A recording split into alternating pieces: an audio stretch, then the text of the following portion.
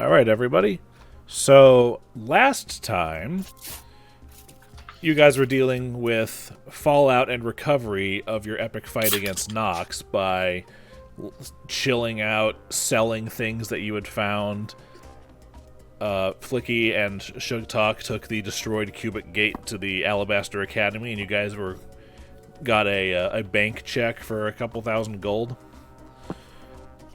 You spoke with Rexus about how he's feeling after finding out how his parents are on the other side now, and he was a combination of very, very bummed and very, very angry, depending on what mood you found him in. And other than that, the Ravens themselves are going about their business as usual, and while you guys were going around your business as usual, a couple things happened in the city. The first that you were made aware of was an increase to the Bleak Bridge toll. So it now costs... Wasn't it like 3 silver or some stupid shit like that? It now costs 5 silver to cross the bridge. Ugh. And you were also made aware of the 9th proclamation that Barzillai had made, which had effectively and legally outlawed the Hell Knight Order of the Torrent, Kintargo's own Hell Knight Order. While you were out, you also went digging for new rumors, and you found quite a few things, most of them happening in the old Kintargo district. You heard about kidnapped kids. You heard about a ship captain who may or may not have been a fan of Thrune. You heard about the possibility of a fiend working in the old, what used to be the city's old jail. And while you guys were busy bumping around for rumors and everything, you had a rebellion action where you also were informed by various members of the Ravens that Barzillai himself has started doing sanctioned excruciations weekly, which is really, really fomenting unrest and anti-throne sentiment in the city. But it's also still scary enough that it is cowing a few people. And you guys are just not... You weren't feeling very cooperative when it came to hearing how he's taking random innocent civilians and torturing them because he feels like it, or for whatever reason he's doing it. But after you finished up that, the cliffhanger we left on was that Laria had a letter for you guys from Satrona Sabinus, the owner of the Tooth and Nail Tavern in Old Kintargo, who apparently wants your help finding her cousin, the Lictor of the Order of the Torrent. And that's where we left it. Fucking tight. What's a lictor? Lictor is pretty much like it's his rank. It's basically like commander. It's like but it's like in Shellyax, it's not city guard. It's Dotari. It's not things like that where they've got different names because of the country. But Lictor is pretty much commandant of the Order of the Torrent. Okay, cool. You guys are currently at the coffee house, and the day is yours. Well, let's take a look at that letter, eh, Larry? All right. Yeah, here it is. And I seem to recall that she had already handed it to Flickie, and Flickie had read it, and that was what it said. It simply said that you guys are invited to the Tooth and Nail Tavern today to talk with her about her cousin. Okay. Quick question. So I have these new spells written down, but I can't remember. I didn't get them all because I didn't read the thing correctly, right? It was Touch of Idiocy, Identify, Air Bubble, those. It was 6 of them. 7. Well, you. I thought you ended up learning all of them. Yeah, Don't. You did end up learning all of them over the course of the week. It just took you. I just crossed out Silence. Yeah. Okay. Because Silence. That was my mistake. That was a divine spell. You can't learn that. It's not on your list. Never mind. I was wondering what the deal was. Never mind. And for Touch of Idiocy and Air Bubble, it just took you a couple of days to be able to read the scroll because you kept rolling shit on their spellcraft check for that. Yeah, that did suck. All of those spells are in your spellbook and can be prepared. Just make sure going forward that you're familiar with them. Mm-hmm. Because it would be a damn shame. 2 questions. Yes? Is Icar with us right now? Yes. What day is it? It's just after the rebellion action, right? Correct. So he is there with you. Yeah. Okay. Well, y'all want to go day drinking? was beginning to think it was odd that you needed an invitation to go to a tavern. I don't need an invitation, but it's always nice to be pointed in the direction of the right one. Hells, I'm surprised we're not day drinking already. Do we have to cross the bridge? Yeah. Fucking toll. And that right there is the sentiment of about 97% of the city right now. Yeah, I bet people are digging it. Well, yeah. Can we possibly put together some kind of a subtle note that says like hate tolls ?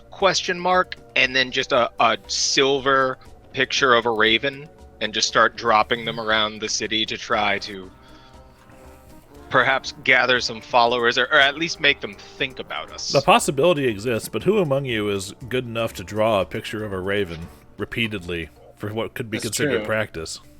Tib'resh, would you like to possibly just, in your attempts to better yourself with writing, would you possibly like to try your hand at that? Well, possibly, but do we want that seems like it would drive up our notoriety a little bit, definitely calling a lot of attention to ourselves. We can, I feel like it would have as much effect as a Silver Raven graffiti, it would be taken down. Have we heard anything else from the lass who told us to keep gathering friends, but kind of keep out of trouble? Are you talking about the Rose? Yeah, the Rose. We got the letter from the Rose of Kintargo. We haven't heard anything more from them, I don't think. To the best of your knowledge, you have not had any further contact with the Rose of Kintargo. You have gotten the one letter, and that was it. Okay. Although, to be fair, my favorite part about that was he delivered the letter in a bouquet of roses, and then Sugtok threw the bouquet at the girls' school. Tib'resh's that role, Tib'resh is mindlessly thinking about drawing a bunch of ravens and draws an absolutely fucking exquisite raven.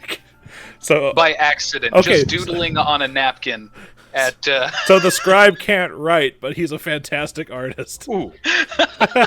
Tib'resh, I need to keep that to find a tattoo artist in the city. Do you mind? Oh, really? You like it? It is glorious. I don't generally do work like this, but yeah, hang on to it. Yeah, okay, that makes me feel pretty good. All right.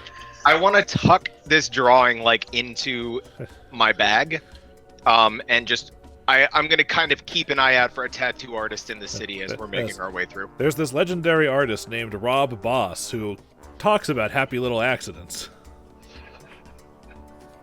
Nice. I've heard of Rob. Tib'resh is wiser than he even knows. Well, to the pub then. All right. I will let you guys know where the Tooth and Nail is. I actually already have labeled it on the map. It's in Old Kintargo, but I'm on the wrong fucking layer to grab the "you are here." I do still have at least a tooth on my person, I'm sure. Right? You've got a fucking jawbone hanging around your neck. Okay, awesome. It's only missing one tooth because you replaced the tooth with an amulet of natural armor. On the way, I want to look around for a nail just on the ground. Make me a perception check as you guys walk, and also mark out 5 silver for crossing the bridge. Oof. Grumble, grumble, grumble, grumble. Grumble, grumble, grumble. Rabble, rabble, we all sigh loudly as we hand over our silver. I spit at the ground as I hand them the silver.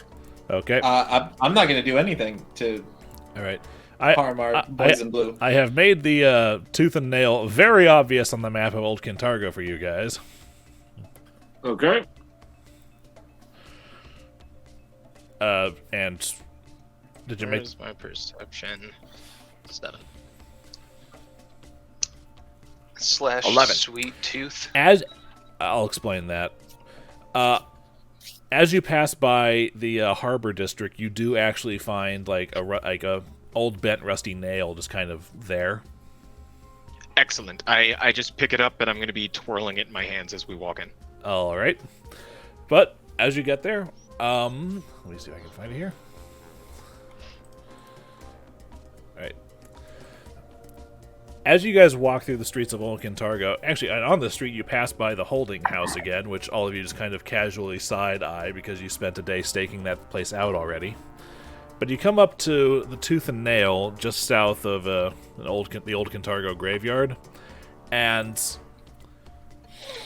it's a very run-down-looking tavern, but just by nature of living in the Old Kintargo district, Tib'resh has probably been here once or twice, and he knows that the Tooth and Nail was the city's first tavern. So it's something of a historical marker as well. It's a very, very simple, squat, single-story tavern, and it doesn't even have a signpost. But it does have a wooden post out front with 4 wolf's teeth and 6 old rusty nails driven into it. Tooth and Nail. You said 6? Yep, 6 nails and 4 wolf's teeth.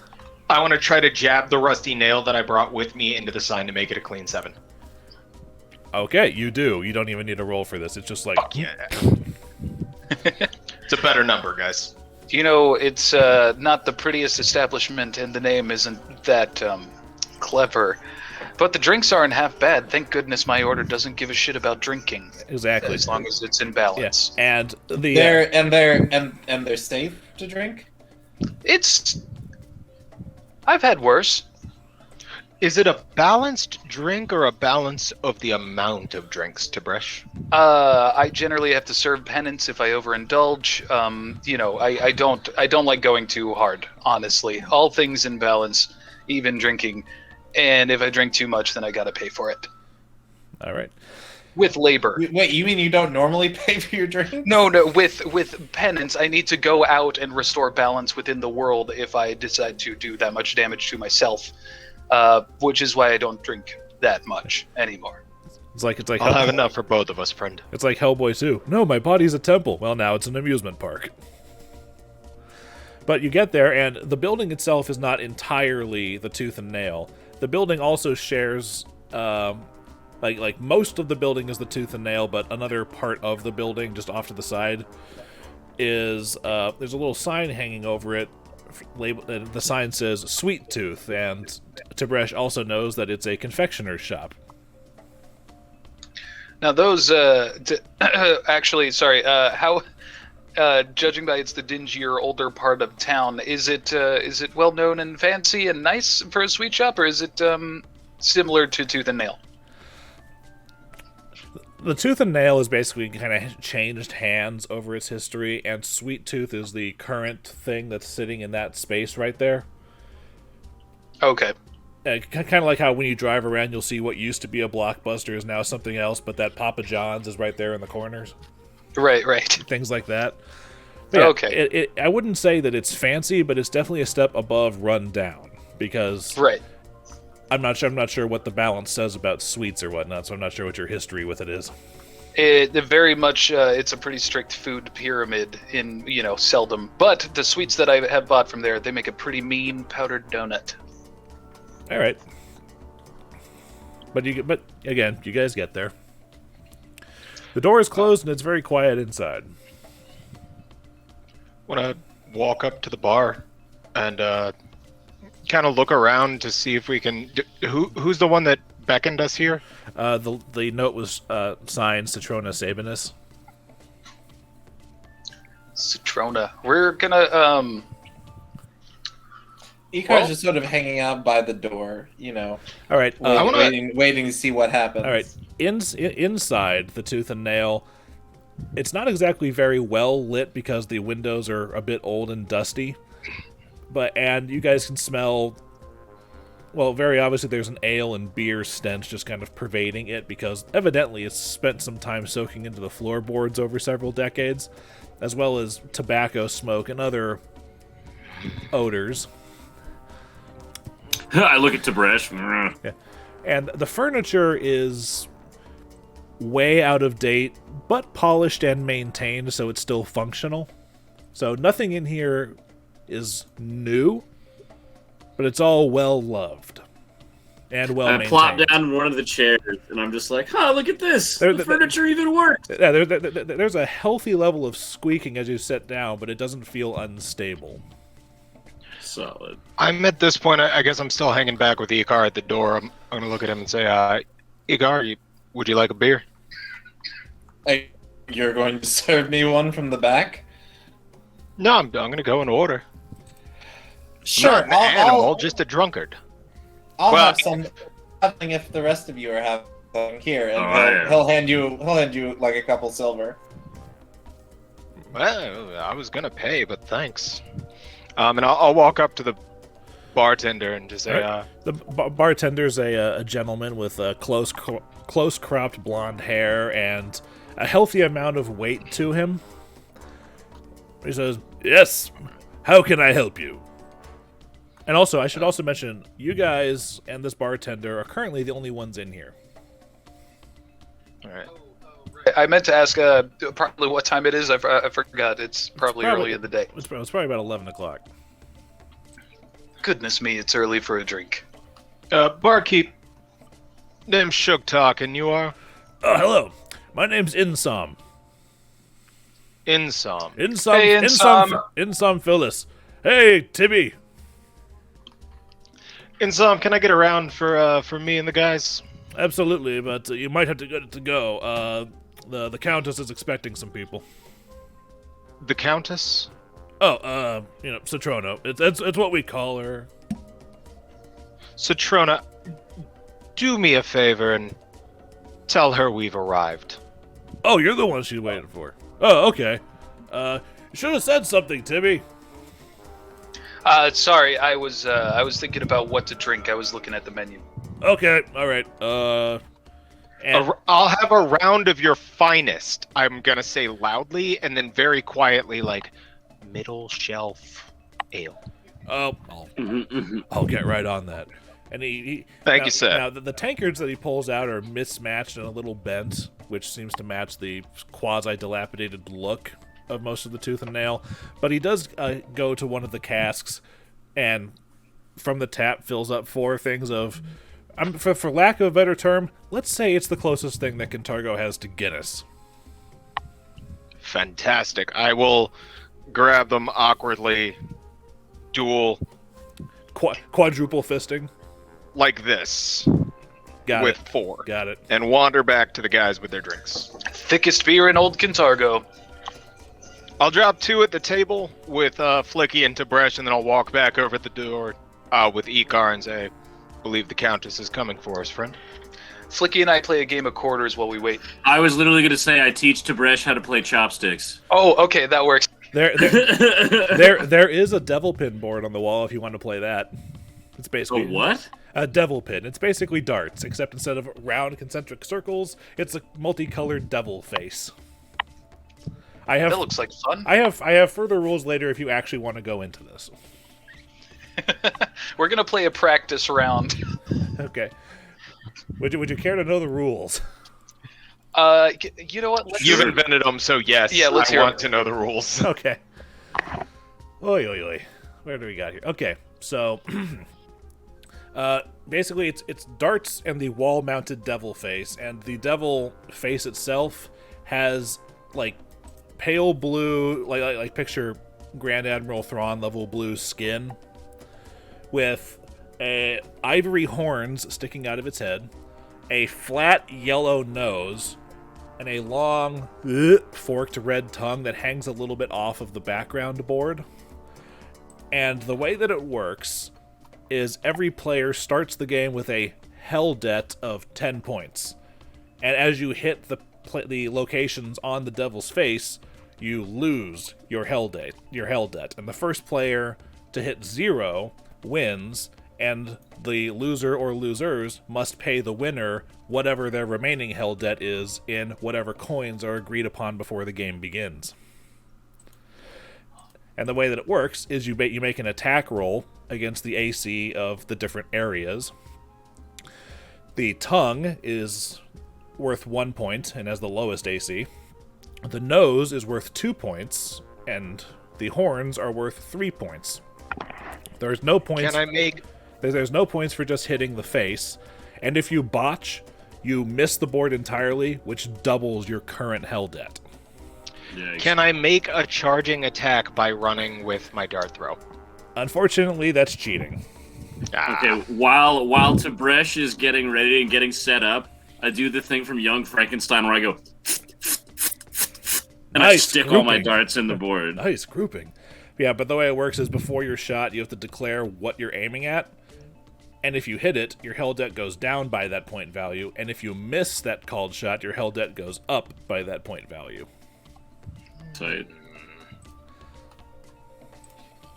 Well, perhaps we can play around after our meeting with the Countess. Yeah, is she here already? As you say that, you hear a woman's voice from around the back. Insom, are they here yet? Yep. There's 4 of them here. They say they're the ones that you're waiting for. All right, wonderful. Take a break and come back in half an hour. Okay. He finishes up with wiping down the counter that he was doing and he heads out the front door. And from around the corner comes a short, like 5 foot nothing size woman with like short Weasley colored red hair and a bunch of freckles, wearing basically like an apron. Like a leather, like artisan's type apron over a small suit of like what looks like studded armor. As she comes around the corner and says, "So you guys the ones that Laria was so keen to pass my letter on to?" That's us. Indeed, Aruni. She casts me an eye as she sees me on the side, like magically refilling my beer, and I'm like, oh. We're in trouble. All right, well, we don't. Well, I see Insom's already gotten you the drinks. At least I don't have to offer that. Pull up some chairs. Let's sit down and talk, shall we? Okay. We sit down in some squeaky chairs. All right. She does that thing where she takes a chair, spins it around, and like puts her arms on the back of it like that. Damn it! Oh, like a cool That's professor. exactly what I was going to do. If you want to do it, I see won't her stop do you. that, and I walk up and one hand spin the chair around and do the same thing. And just like Cusco, I am one hungry king of the world. Very relaxed from his first beer. Bresh sits in the Carl in Skyrim. Okay. Finally awake, huh? Mm. All right. But she says, I've been hearing a lot about people of certain descriptions that have been going around the city and stirring up trouble for all manner of governmental types, shall we say? it's a gift. Well, I'm hoping you sent the letter to us. We are here. I don't know how coy we need to be, Miss Sabinus. Tib'resh burps the words "silver ravens." Well, that's... I suppose that's as subtle as we're going to get. If you want the direct approach, I can offer it. Come on. There's no one else in the bar right now. And that's by design. I actually closed up early today to make sure we had this privacy. Do appreciate your discretion. I do what I can, especially since most people are planning on staying home and saving their money now anyway. Goddamn bridge tolls. And it's not just that, it's... did you know that, like, about 3 or 4 days ago, there was a grain shipment that fell over in front of an entire crowd, and the Datari made sure that all 37 of them participated in picking up the grain? Who is responsible for the spillage? The wagon wheel gave out. It was That's just bad luck. Oh, I'm sure it was These just bad proclamations. luck. Oh yeah. they were about to beat They were about to beat a 12-year-old before his mother coerced him into helping pick it up. They were that close to smacking him with a halberd. My goodness. It's not very nice. Anyway. We all know the Datari to be sons of bitches. Anyway, enough small talk. Let's get down to the reason for my letter, shall we? Oh, we shall. Let's hear it. All right. I told you in my letter that my cousin Octavio is the lictor of the Order of the Torrent. He is an obstinate and difficult man at times, but he's also one of the most honorable ones I've ever met, and I'm happy to be related to the man. He has led the Order of the Torrent for a decade at this point, and during that decade they have rescued dozens, if not 100 or more, missing people and other unfortunates from abduction. Now, all of the Order's members aren't stationed here in Kintargo. They are dispatched from time to time throughout Avestan, which, by the way, is the name of the continent you're on. And it's something of a blessing that most of their 24 members were off elsewhere once Barzillai took over in town and only recently declared them outlaws. Those who are outside Shellyax, word has apparently are laying low because we haven't heard hide nor hair of them. Probably who's laying low? Sorry, I missed that. The Hell Knight, the Torrent Hell Knights that are outside, that are beyond country borders at the moment on assignment. Okay. But if we haven't heard from them, I bet they're waiting to hear from my cousin, Octavio. If we can find him, given this recent turn of events, I think he can be persuaded to help you guys and the Silver Ravens. I'm gonna warn you.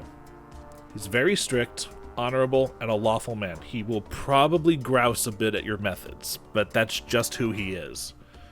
We can pretend to be good boys for a few days. Of course, and he's no supporter of House Thrune. He wasn't before Barzillai came to town, and certainly his appearance has not improved his thoughts towards him. We may be rabble-rousers, but we don't beat 12-year-olds in the street. Well, now, we don't know what this 12-year-old did. He wasn't picking up grain, Flickie. See, that's how they get you. In any event, she interrupts, assuming that he's not already in the clutches of House Thrune, and I'm fairly certain he's not, otherwise they would have announced it. I think I know where he might be. And where is that? Oh, he's probably gonna... Sorry, I'm waiting for Roger's chair to shut up. Done. Okay. He's probably Wow, that was a chair. He's probably gonna hate me for telling you this, but given the circumstances, I think I can probably just arm wrestle him into submission about it. But the Order of the Torrents has, in the past, used a small shrine just south of the city in the Argo Swamps as a safe house. The place is, according to him, warded against magical observation, and they've used it in the past as a staging ground for smuggling those that they've rescued into or out of Kintargo. It's called the Shrine of Saint Senex, and if he's anywhere, he's there.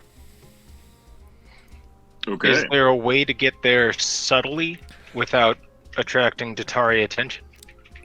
And therein lies the problem here, because it's on the outskirts of the city, and I'm going to zoom the map out a bit and show you with the hand where it is.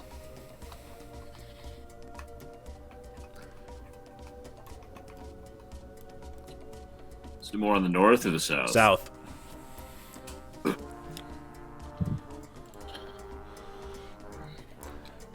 Yeah. Okay. Now, the problem right now is that with martial law through the city, the Rust Gate, which is the gate leading south out of Old Kintargo, where Old Kintargo and the Red Roof District meet, is closed at night, and during its limited time open during daytime, is taxed traffic into and out of the city.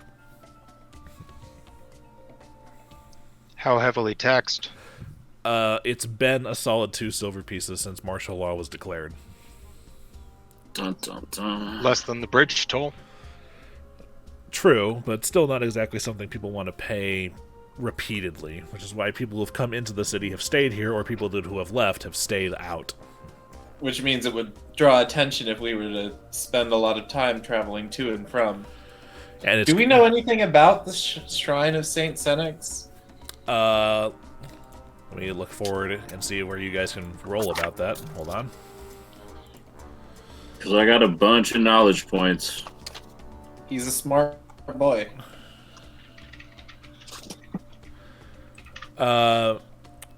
Give me a knowledge history check or a knowledge religion check. History gives me 10. So, what is that? 27. Flickie has heard of Saint Senex, who is a relatively obscure minor saint, who is the patron of... She's basically the good version of Davy Jones, where she's the one who guides drowned sailors to, like, you know, peaceful rest and all that. Hey, look at that. Nice. The 120 of the night. No, don't... You know, it's fine. It's fine. It's good. We're good. It's a brain blast. Is there a specific time that would be best for us to head to him? If he's in hiding there, I'm assuming any time is a good time. It's just a matter of getting there, which leads me to my next point. I'm coming with you. Or at the very least, I'd like to. Well, Well, all right. I mean, what can you do?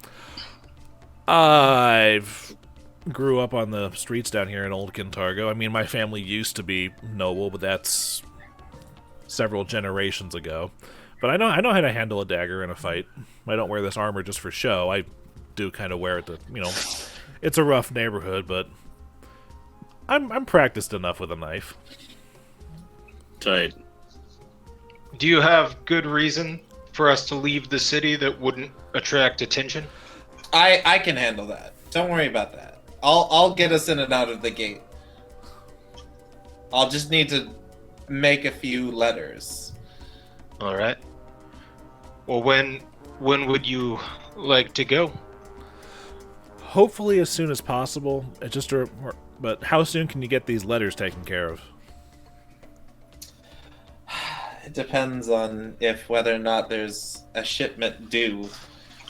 If we're transporting silver through the gate, then it should be too hard for me to arrange a shipment that travels after night. We'll call it a paperwork mistake, but they wouldn't dare have the consortium block a silver shipment, especially if it has the Jhaltero seal on the cart. We'll get you in the cart, well, all of you, and the Icar sort of waves to the party. You'll all be in the cart, and we'll use that as our cover to get out. We're gonna Trojan horse this biatch. Related, but then not exactly the same thing. It's like the reverse Trojan horse. But then getting I'll back need in? Shipments go in and out all the time. I just need to know when we'll be expecting a shipment in and a shipment out close enough to each other that we would be able to leave the city and come back the same night. And if there isn't one, we'll make one. All right. Estimate, how long do you think that'll take, Icar? DM interruption. Before Icar has a chance to answer, there's a series of knocks at the door. And we're in like a back room type situation? No, you're in the front room of the tavern. we're just in the bar. There's no one else okay. here. Okay. So Trona looks to the door and says, Insom shouldn't be back yet, and I'm not expecting anyone else. Should we hide behind the bar or something? Are we not supposed to be here? We're all just having a pleasant conversation. Yeah. That's fine. Yeah, the bar's closed. Private conversation, private business. That's fine. Yeah. Yeah, let's see who it is. Brett nervously adjusts his hat. Would you like one of us to answer? I put my hood up so they don't see my ears. No, I'll answer. It's my bar, and I'm not going to hide in my own bar. So but as she goes to the door, her hand goes to the small of her back where she's got a dagger sheath and pulls it out slightly. Opens the door, leans around and says, "Oh, thank goodness!" And she slides the dagger back in and opens the door. Give me a shock there, Luculla. And she's talking. The woman at the door on the outside, who had knocked apparently, steps in. Who's wearing basically just like a plain brown dress, some leather gloves, and has long black hair to her shoulders and an eye patch over her left eye. And she has like what looks like a picnic basket in her left hand. And she says, "I'm sorry, you said what's? I saw that the saw that the bar was closed, and I thought that something might be wrong, so I wanted to, come and check. As she steps inside, she sees a lot of you and says, "Oh, okay, just having a slow day then. Okay." Tib'resh probably knows this already, but for the rest of you, the introductions happen, where she kind of gives she sets the basket down on the table nearby and says, "It's a pleasure to see you all. My name is Nicola Gens. I run the sweet shop next door, and I think I recognize you in the hood," pointing at Tib'resh because she's just calling your Keffia the wrong thing. But I'm not familiar with the rest of you. It's I'm sorry. Am I interrupting something? She's asking you. No, we're just some friends having a conversation. I'm really, thank you very much for remembering me. Yeah, I've stopped into your shop a few times to get some sweets. On occasion, I emphasize. Okay, that's perfectly all right. I just, these are, she motions to the basket, these are today's rejects, and I was kind of bringing them out here for samples. Powdered donuts in there? Unfortunately, no. Today it's just blackberry tarts. Oh, well, my favorite. Can I try that one? still sounds good. Oh, I do love a good tart. Absolutely. Go on. She takes like the kerchief cover off. And, now again, she called them the rejects, and you can see they're like their presentation might be a bit off. One of them might be a bit too cooked on one side, or so on and so forth. But still taste the same, baby. Yeah, they may be rejects, but they weren't free to make, and I'm going to hand her the silver that Icar handed me earlier. She takes it in hand and says, You're very, very generous. Thank you." And as she takes it from your hand, that is very generous. Thank you. I smile wryly at Icar. Yeah. Citrona pipes up and says, "Yes, Nicola occasionally comes over here with. Sometimes she has enough unacceptable sweets in the day that she passes them out to the patrons here for free, and also because free advertising, and we wouldn't want them to go to waste, now would we?" And she takes one of them as well. Tib'resh, with his mouth full of blueberry, says, "Whoa, these are the rejects? This is I can't believe these. This is pretty good." I mean, I have the recipe pretty well down pat. It's just sometimes, part of your range will cook hotter than another part, or sometimes the dough has a bubble in it that I missed. It's sometimes they can't all be perfect, but It sounds like you need better equipment. I make do with what I have, and there's not exactly much in the way of an equipment market right now for things, but I don't know where I was going with that. Sorry, just the gentleman with the full beard is just very, very tearing into it, and it's actually kind of flattering that he's that into it. Because this stuff is terrific. I'm supposed to have these in moderation.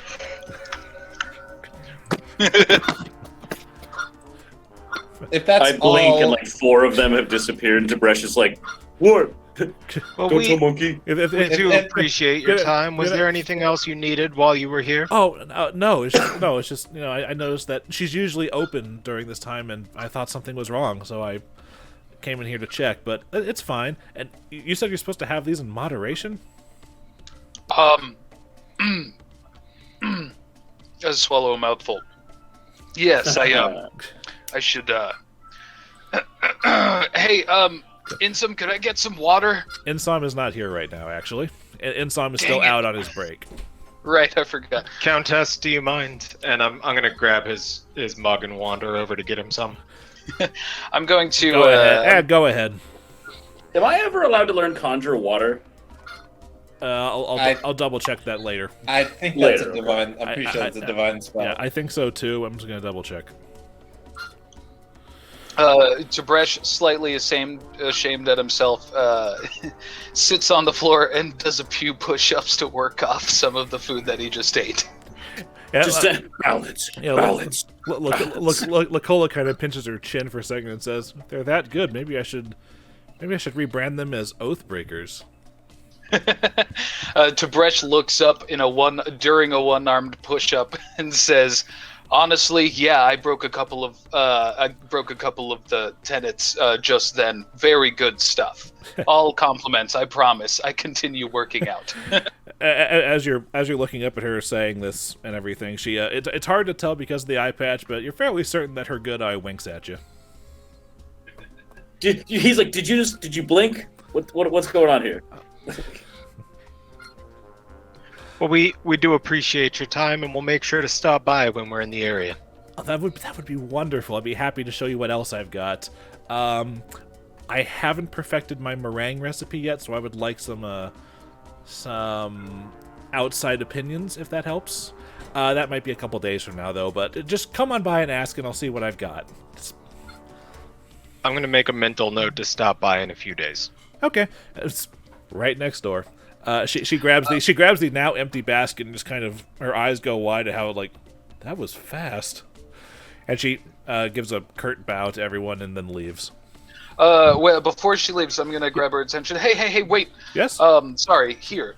This should restore some balance. I mumbled to myself, and I'm gonna hand her two gold, and say, as soon as you can, send some of these sweets to Ruba Fenquay at her notary up the road, and say it's from Tib'resh, giving her well wishes. Well. Aren't you the industrious one? And she kind of leans in and gives you a quick peck on the cheek. Anytime. Tiptoes are required. And then I'm going to glance at Tebresh's crotch and say, mind your balance, lad. And she leaves. Well, it's wonderful food and all. That should get me right, at least in my master's eyes. All right. Well, I'll wonder how you'll look in Laria's eyes once she sees that you've deviated from her scones. Yeah. I better save room for those too. It's pretty early in the day. Anyway, Miss Citrona, Miss Sabinus, if we can go back to what we were talking about. Sabinus, but okay. Sabinus. It shouldn't take more than a few days. I'd say by Oath Day at the earliest, I would know when the next shipment is being pushed through the rust gate. That's fine with me. If in the meantime you guys want to kill time here at the Tooth and Nail for the next couple of days, I'm sure the regulars would love to have some additional people here. It's usually pretty lively when I don't close down. I've been trying to make friends with the sailors of the Scourge of Belial. Could I perhaps take some ale off of your hands to bring by as a gift to them?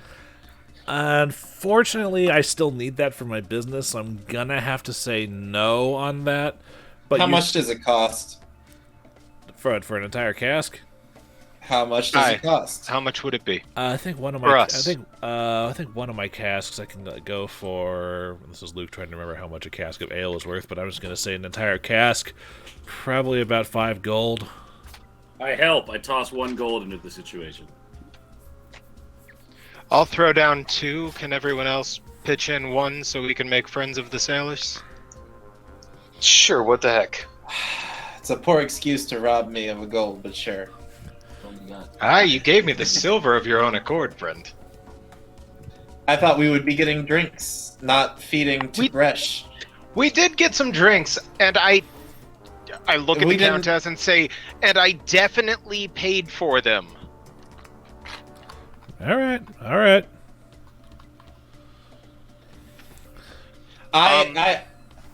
I will be busy, but I'll be back. Okay. You handle your business. I'll try to make some friends while I'm in the neighborhood. Wonderful. Now, is there anything else I should get for you, or should I put my open sign back on the door? Go ahead and open this wonderful place up. Tib'resh retches just a little bit, having just worked out after eating 10 blueberry tarts That's why. And drinking a big beer. And that's why and you drinking a big beer. And that's why you wait for half an hour, big boy. Sorry. I'll remember next time. Well, Anyway, she sets the open sign back on. Icar, I suppose if you want to get to your business, I'll be taking this cask and heading to the sailors, and I'm going to hand the Countess 5 gold. Thank you. Much obliged. Takes it and goes. I'm gonna kick it here and wait for some bar regulars. I'm gonna go with Sugtok because Tib'resh needs to go on and walk off all that food. All right. Ooh, Tib'resh, before we go, could you make me another one of these? And I want to pull out the raven drawing he had done earlier. I'd like to send the cask with a note. Oh, okay. Let's see. Do I have to do this on the spot, or can I? How about this? I'll say you can take 20 because you have something you can trace from. Ah, yes. Okay. Just let me see that real quick. I don't often do this that well, and I take 20 and trace it properly. Oh. All right, and Icar, any advice to what we should say to the sailors in this note? Last time I simply told them Would you like my frank opinion? Aye. I think you're wasting your time.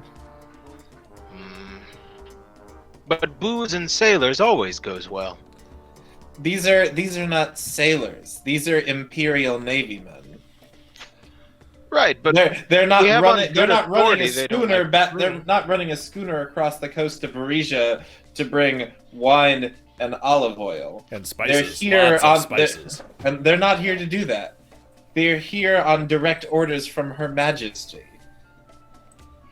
I go ahead and do it. I think it's more. It won't hurt to try, but I do think you're wasting your time. all right, then. And You I'm asked me to be frank. Oh yeah. What kind of roll do I need to make to see how well I write this, or can I just take 20 to write from your friends? How about this? On the Raven? The primary reason that I've been having Tib'resh roll linguistics checks for writing notes is because he's been practicing his penmanship for quality reasons. If you're just gonna write out whatever the hell you want, you don't need to make a check for it. All right. Then I'm going to write from your friends. You know what I mean. On the note with the Raven, and I'm going to kind of tuck that onto the top of the cask, kind of just tack it on there. Okay. And then on the top of the note, the only thing that'll be visible from the outside, for the captain. Okay. All right, Tib'resh, let's go make some friends. Well, all right. Let's go. Can the two of you make me perception checks as you leave?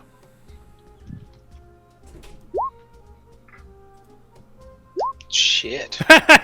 Look at that. All right. We are equally aware. As you guys are hefting this cask out, you notice that in the hubbub and bustle of the city, and oddly enough, perched atop one of the fence posts around one of the plots of land here, because they do exist, it seems like there's just like a fox sitting there, staring at you, and then after a couple seconds, it just jumps off and disappears into the crowd. I only had one beer, man. You saw that, right? Yeah, that was curious. Foxes don't generally act that way. Foxes don't generally show up in the city. Oh, shit. Yeah, that too. There's not a lot of woodland around here. There's the park nearby. Well, it looks like a park. The greenery directly above you is the Old Cantargo Cemetery. Maybe it hangs out in the cemetery. There's some foliage there, but it seems weird. You want to stop by the cemetery on the way back to, I mean,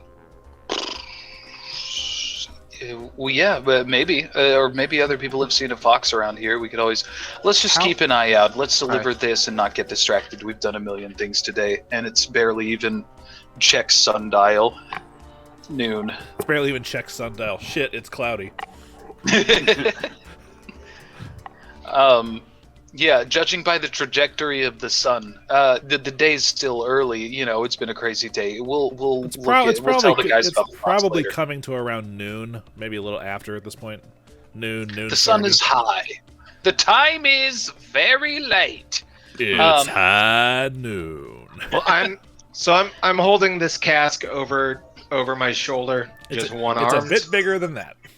Yeah, it's we're gonna have to I'm roll a pretty this thing. burly dude. Yeah, I know, but you were holding it like it's a 6-inch diameter. It's more like a 12-inch diameter Yeah, situation. it's so the camera could see it. I'm Oh, okay. holding it like this. That's more like it. And walking. Say, Tib'resh, you want to scroll out a note to tell Flickie to look for foxes? Sure. I'm gonna grab my Silver Raven and scribble out real quick. Flickie, beware of foxes. One was looking at us weird.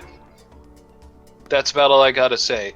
Let us know if you see foxes. And I send the bird off. All right, Okay. I will deal with the reception of this bird later. Let's deal with your delivery while we're on it. Sure. Yeah, I was about to say, finish that up. All right, so get up to the front where the two guards are and say, "My friends, how are you today?"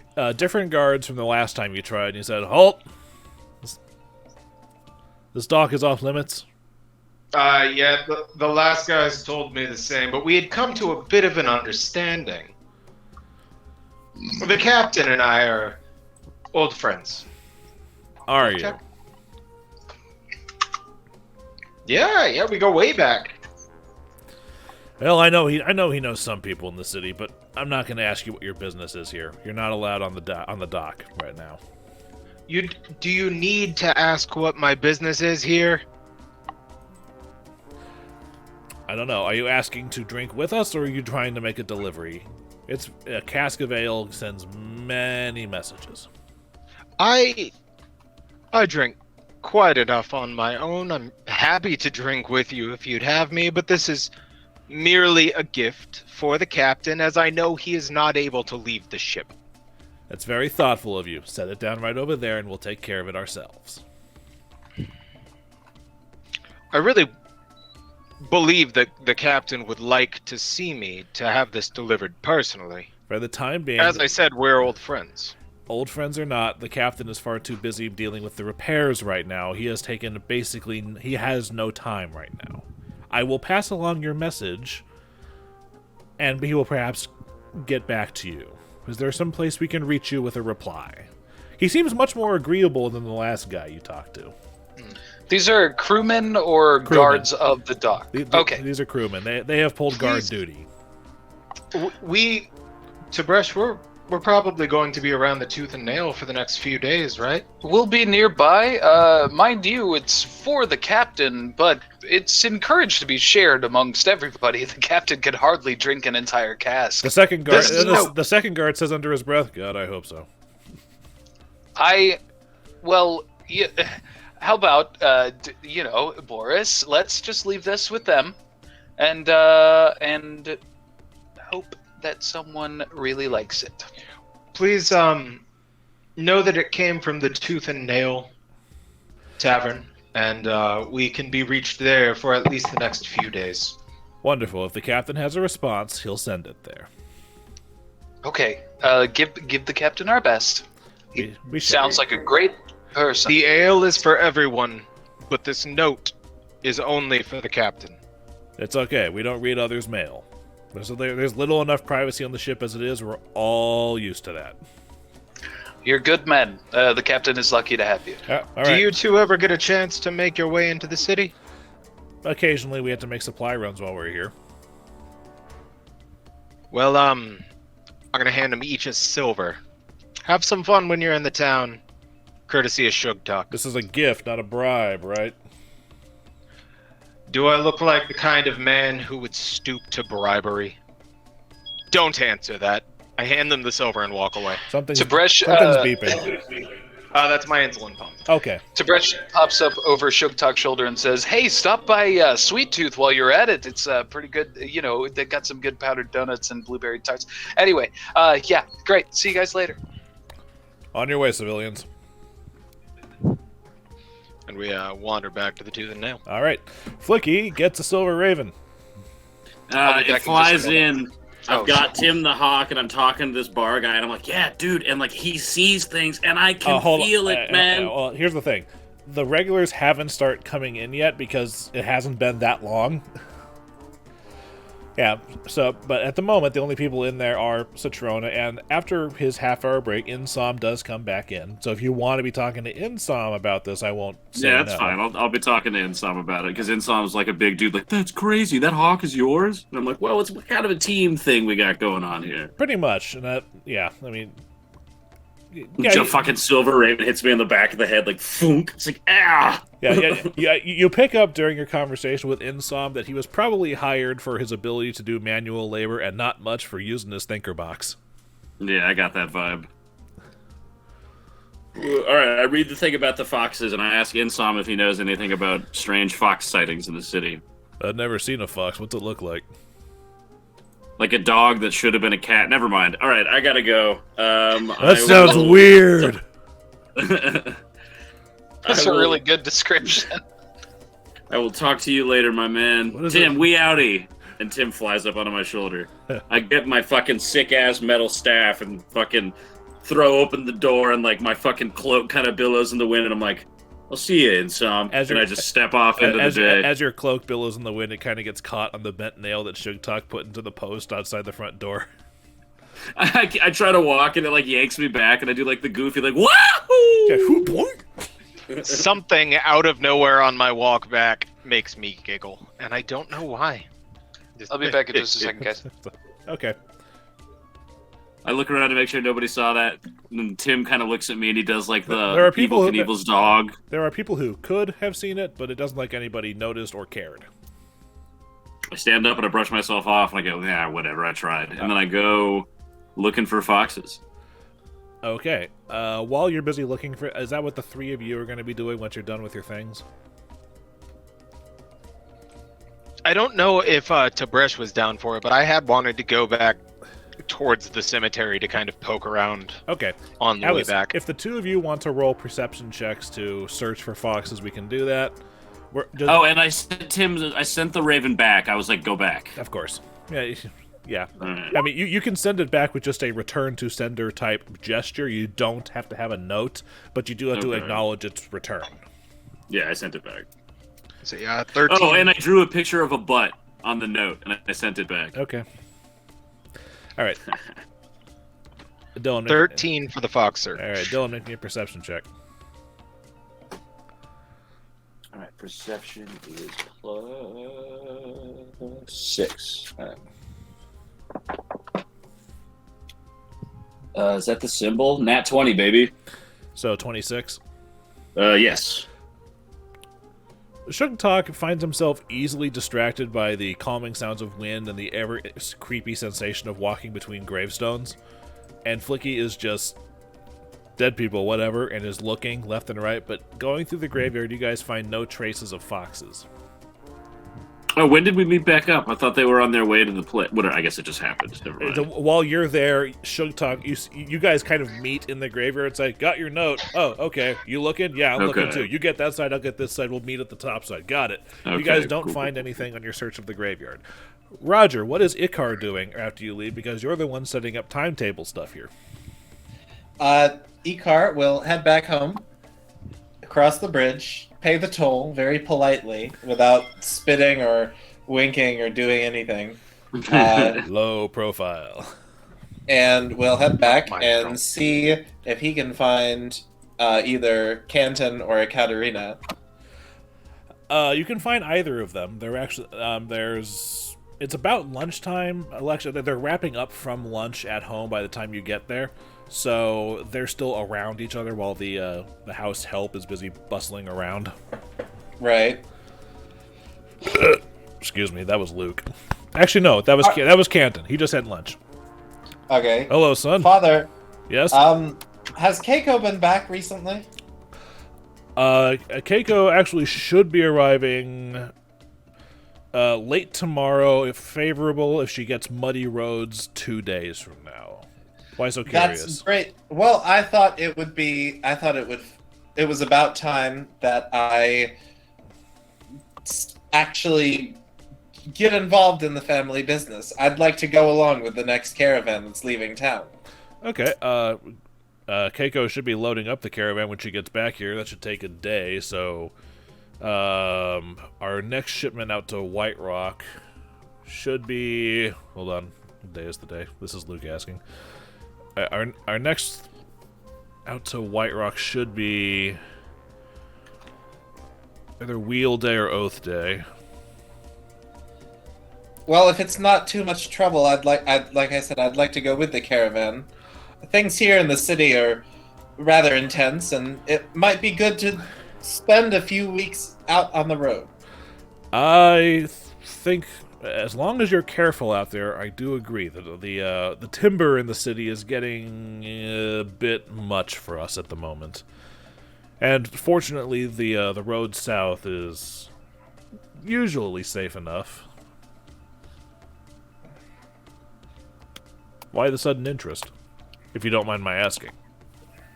Is it wrong for me to be interested in the family business? No, it's not wrong at all. It's just you ask right before Keiko Well, like comes you back. said, things in the city are getting a little intense. So, and it's, to be honest, it's rather cloying to be stuck here with nothing to do. The academy is dreary, and the parks are closed, and the bridge toll means that going to do anything interesting in the southern part of the city is rather it's more expensive than it really has any right to be. Then you know what? I'll make sure you're here when Keiko gets back, and you can talk with her about it. I, for one, am personally very thrilled to have this enthusiasm coming from you all of a sudden. Thank you. I'll meet her at the gate when she comes back. And you know need what? to go. And you know what? I think I should have Rosalind go with you. Icar just like stops. Is that? I don't know if it's necessary. Isn't she busy? Hold on. Katerina, is she? Yes, she is. Well, I suppose it was too much to hope for. You know what? She'll get the next one. Making a note. She'll get the next one. Of course. All right. It's going to be on you to make sure it gets back on time. Got it? Absolutely. Alrighty then. As Canton walks away, Icar kind of leans towards Katerina and says aside, "How long are these caravans gone again?" So White Rock and back by caravan. Usually about a week there, a week back. In our schedules, we allow a couple of days for bad weather and terrible road conditions. A week. That should be fine. I don't know. Yes, it'll be fine. You're probably and Icar will turn around. Hold on, young master.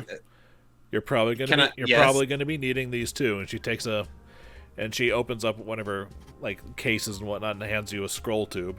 Says that's the important ledgers for the outgoing shipment. You're probably going to want to read them. I will get on that immediately. Wonderful. Excuse me. Just make sure you do your father proud. I haven't seen him this excited about something since martial law was declared. That's what she says, but you know she means since Barzillai showed up. Right. Yeah, so make him proud. I think he needs this. Yes, I'll do that. Wonderful. Is there anything else I can get for you, young master? No, I think I should retire and read these scrolls post-haste. Good. And then I'll see you for sword practice. Sword practice is tomorrow, isn't it? And I had just started having feeling again in my ribs. Well, then I'll only go for your limbs. Spread it around. Please do.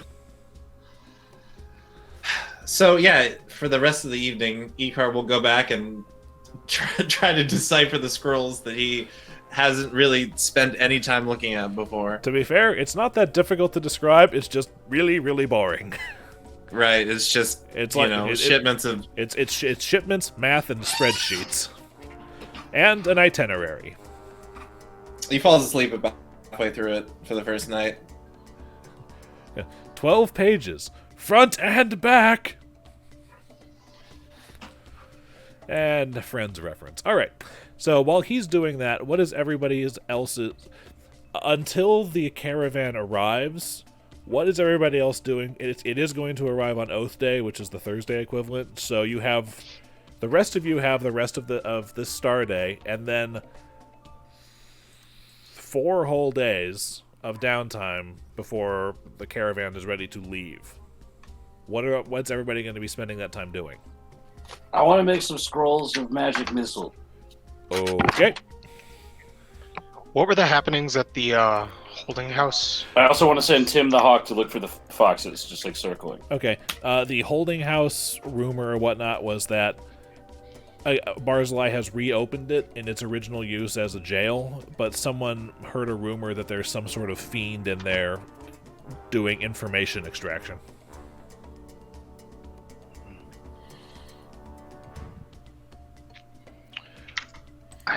I'm really curious about the information demon. I How feel much like does the it more cost? information Barzillai gets, the worse it is for us. As he nervously fumbles with his mohawk. Yeah, I'm trying to remember the other trails of our other 2. What was rumors. the tenement happenings? Some children had gone missing from the tenement. Specifically, some twins had disappeared.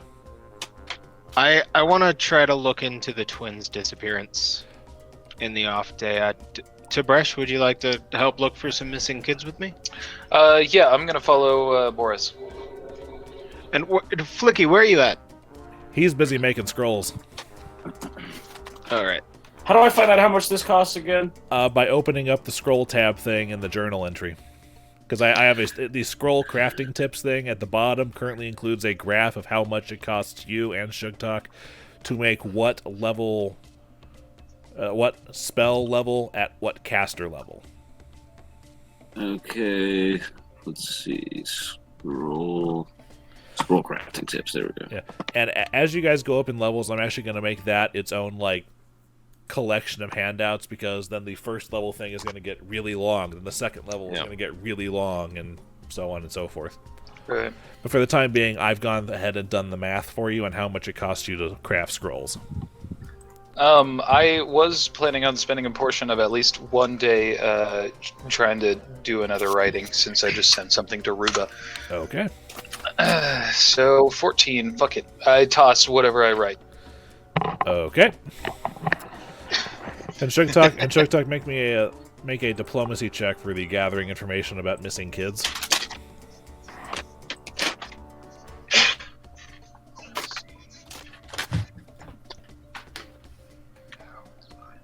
So chosen caster level for magic missile would be since it's a level 1 spell, it would be 1. Since it's a first level spell, you can choose whether you scribe it at caster level 1 through caster level 4 for a more powerful. No, because I'm okay. Yeah, for a more powerful casting of the spell. I remind you. Remember that the higher your caster level, the more missiles you shoot. And I also remind you that your staff has a caster level of 8 and casts magic missile.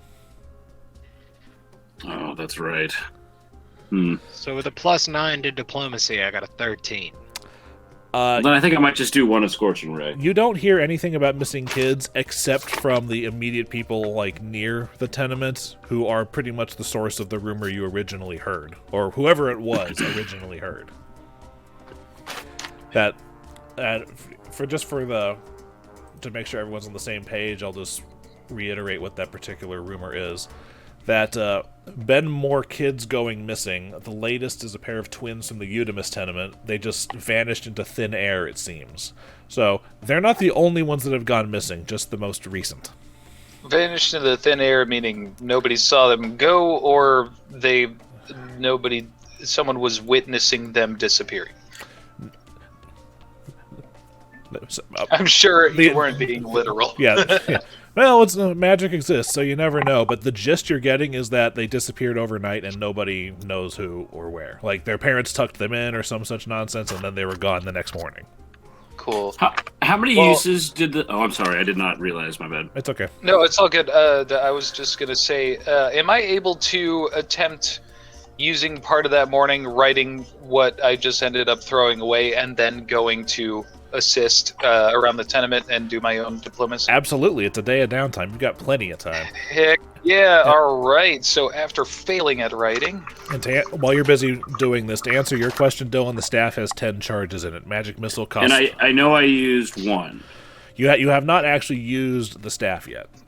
Oh, okay. Cool. It costs 1 charge to use Magic Missile. It costs 2 charges to use Shield, and I explained to you how to recharge the staff, but I'm fairly certain you might need a refresher, but I'll give you the refresher when the time comes. Okay. And then, so I made a level 3 Scorching Ray, I believe, because it's a level 2 spell, but I chose caster level 3. That's the lowest level you could craft it at, because it needs the minimum possible level to cast. Okay, cool. Since as a wizard, you get 2nd level spells at 3rd level, so the minimum caster level is a caster level 3. Okay. And Tib'resh hears a similar thing to Sugtok, but also hears that he hears a number, including the twins. He has a confirmed 6 missing over the course of the last year. All right. And it's 100 gold for me to craft a scroll, so that's 10 platinum To cast for a 2nd level cure moderate wounds. Correct. Or a 4th caster level. Yeah. 10, I'm a cast or create 2 of those scrolls in my miscellaneous downtime over the 2 days. All right, so that would be 2d8 plus 4 for moderate wounds. All right. So now I've got 4 of those scrolls. All right. Should be enough healing scrolls. Hey, the tenement is sort of close to my... Oh, sorry, we haven't advanced to the next day. Here's the thing. We're not doing this day by day. You guys have 5 days to do shit. Okay. What do? I would like to spend the 2nd day on a rooftop watching the ins and outs of the Eudemus tenement. Okay. Which is a tongue twister in itself. I'm going to kick it with Tib'resh and bring up some 6-packs, and we're just going to fucking stake out. Oh, okay, wait, hold on. We should be on different roofs to get as much information as possible. So I'd say, I stake out wherever the entrance is. Sorry, I don't know where the entrance is, but I'd like to try and take a rooftop nearby. Okay, the Eudemus tenement. The Eudemus tenement itself is 3 stories tall, so you're gonna have to Assassin's Creed your way up to a rooftop nearby if you want to do that. Well, yeah, you know what? I want to stake this place out while I have some time. What if I just, one of us can lounge around the tenement and the other one can be nearby on a roof, and then maybe, we could send silver ravens to each other should we need to communicate. But as much as I'd like to stake out on the same roof, I think we might want to cover more ground. Well, you're on the roof with a guy with a magically tethered hawk. Oh yeah, that's a fair point. Okay, Flickie, let's go find a good roof outside of the entrance of the Eudemus tenement, and just keep an eye out for a while. Any way you can make us subtle would be awesome. Because we gotta make our way up to a roof without anyone noticing us and stay there most of the day. To be fair, it's not like the roof itself is like some taboo place. There are some places that do have like rooftop gardens and whatnot, so it's not like nobody's ever on a roof. It's just that the ones you're probably going to hole up on probably aren't one of those. Right. Well, it's old Cantargo. There's not any abandoned buildings or places that we could be subtle. Well, there are plenty. There are plenty of abandoned buildings. It's just not in that proximity to the tenement. Okay. Like you actually know for a fact that one of the abandoned buildings. Hold on, which one is it? It's the sign outside would say "Odd and Daughter Herbs," but that shop has been abandoned and is currently being squatted in by basically a street meat vendor. Okay. All right, so tenement, it is essentially an apartment complex. We could probably just Unless Eudemus is the name. I'm sorry, I don't know. I can't remember. Eudemus Tenement is the name of the building. Okay. Tenement meaning it is a bunch of people living in a building. It's an apartment building. Okay. We can literally just lounge about in the building and act like we live there, surely. So, what if me and Flickie just try and subtly hang about and see if anything strange is going on? It's 3 stories, so. Well, as far as you guys coming up on there, whatever staking out you do of the Eudemus Tenement, you are eventually acquainted with the fact that there appears to be a semi-permanent fixture on the front porch in the form of an old woman in a rocking chair. I approach the woman. As you approach her, she kind of like looks at you and says, what are you loiterers on about? Shove off and find work. Oh, I tell her we have jobs. We're just kind of here to poke around. Well, then stop loitering around my building. Wait. Sorry.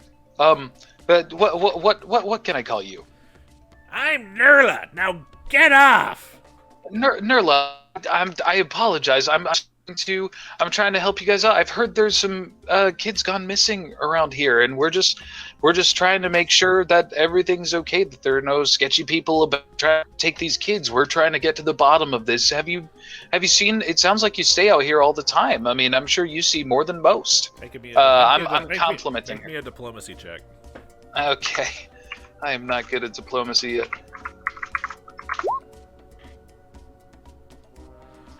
It's good. You do that. She's kind of looking at you with and she's like a fucking wrinkle factory as far as how old she is. She kind of looks at you while you're saying this. Then she goes, "Oh, well, aren't you a gentleman?" No, if you're talking about the twins going missing, I'm sorry, but I'm as concerned as the rest of them. Actually, their parents are very nice people. They're a bit. Times are a bit rough for them and everything, so I can only imagine the danger and the stress that this is putting on them, and I hope someone finds them soon, but no one here seems to know what happened. Understandable. Even the parents, I mean, they disappeared overnight, no noises, no strange characters No, the parents are still here. It's the kids that went missing.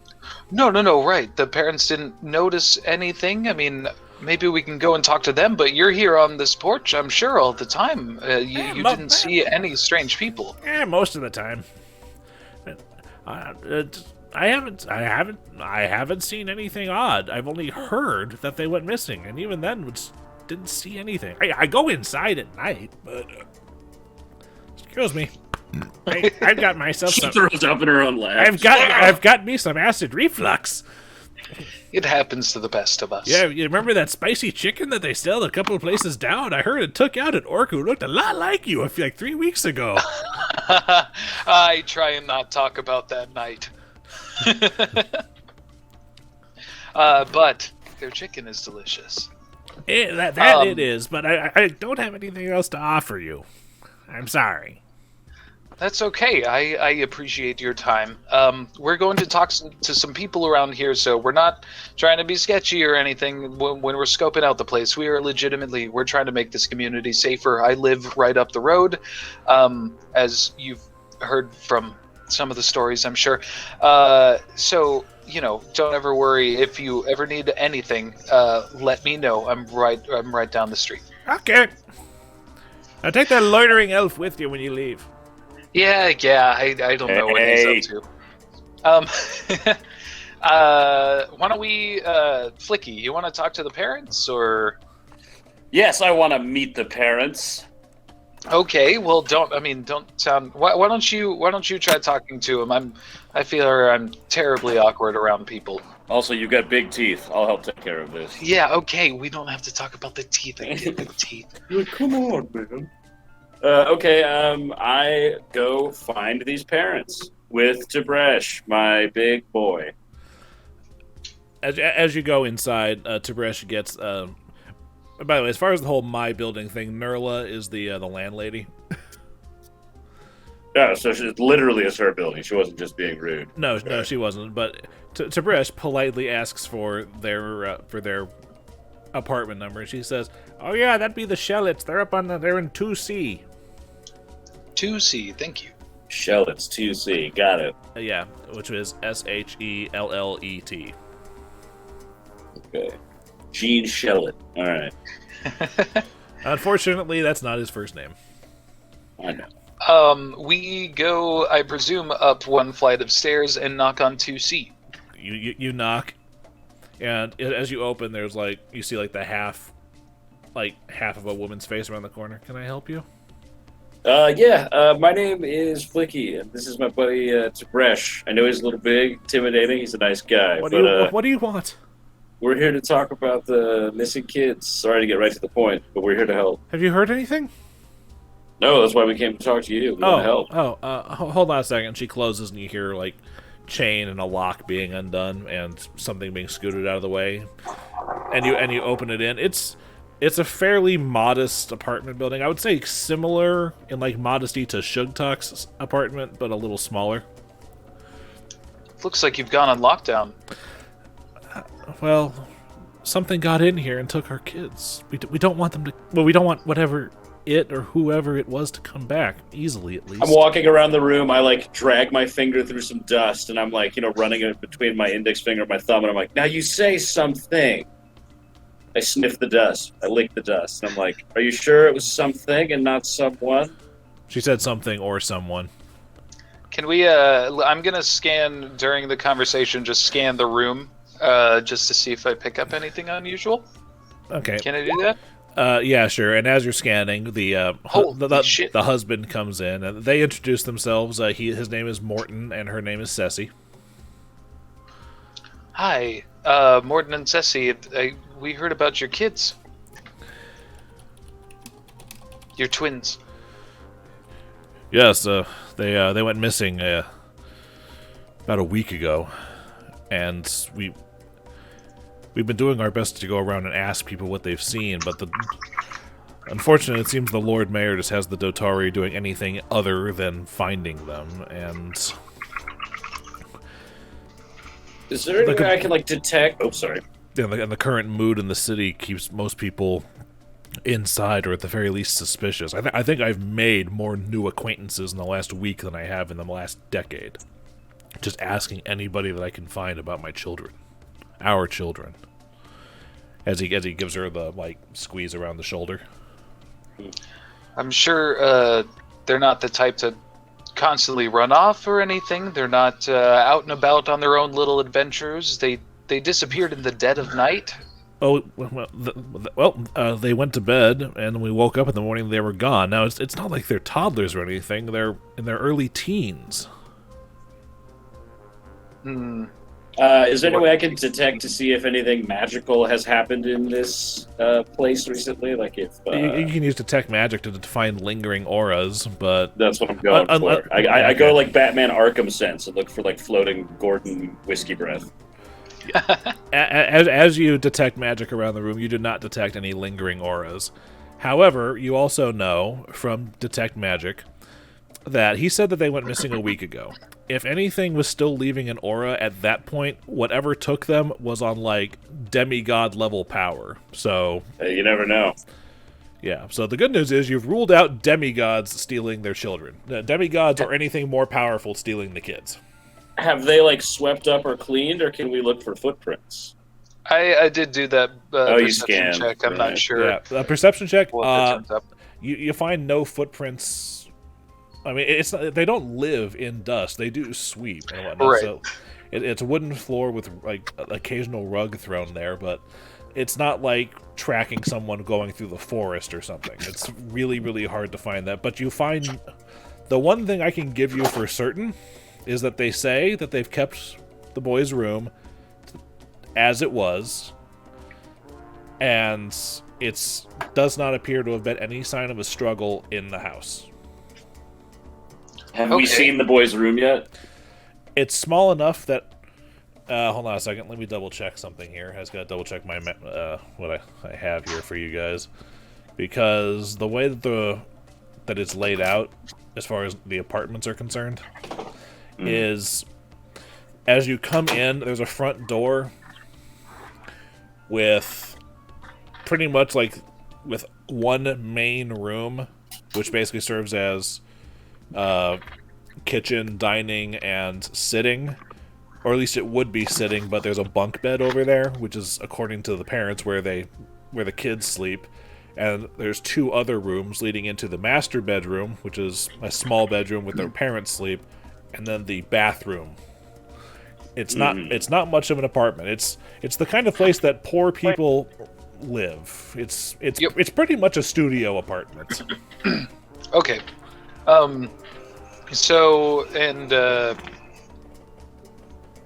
Shoot. Well, we may have come here quite late, Flickie. I wish we could have gotten here sooner. But were the kids talking about anything in particular? They weren't going anywhere? That seems interesting to just disappear out of thin air. No, I mean, the furthest they ever go is maybe Aria Park, but they haven't gone that way since the protest a month or 2 ago. It's fair, that protest. God, it's only been really a couple months. Nasty. Yeah, specifically, it has been... I feel like we've done so much since the first session. It's been a month and 2 weeks, I believe. Jesus Christ. I believe. We've killed a lot of people in a month and 2 weeks. Well, let's not say that out loud in front of these parents. Oh, sorry. I just say it out loud randomly. We've killed a lot of people. Well, can you, you guys, I'm sorry to ask this, you haven't made any enemies about? There hasn't been someone, talking about, I don't know. I don't know who would take a child. I'm sorry. Absolutely no one. The closest we've heard recently was a bunch of murders happening over there in the half-breed section of Red Roof, but that's all the way over there. Oh yeah, we took care of that guy a little while ago. I'm sorry, you what? Yeah, he's not here anymore. Yeah, You did it? That was us, yeah. That's what we do. That's why we came here in the first place. We had just heard some rumors, and we're just trying to spread good about the city. We're trying to make things right after all the things that have gone wrong here. If you don't mind me asking, who was it? Something that I haven't written down, but it's in here somewhere. If you need DM reminders, I can tell you. Yeah. It was a swarm. Y'all don't remember the Tooth Fairies? The Tooth Fairies. The Tooth Fairies.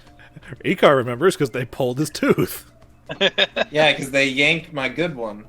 I fixed it. Yes, it was the Tooth Fairies. We put them right in their place. Tooth Fairies.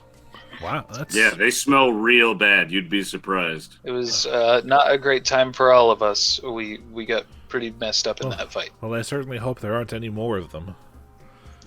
Who's to say? I really hope they're not back. We just got... How many children have to be stolen, This is ridiculous. Oh, I bring up that dead kid that we found underneath that house, and I'm like, they do crazy stuff to kids like that, man.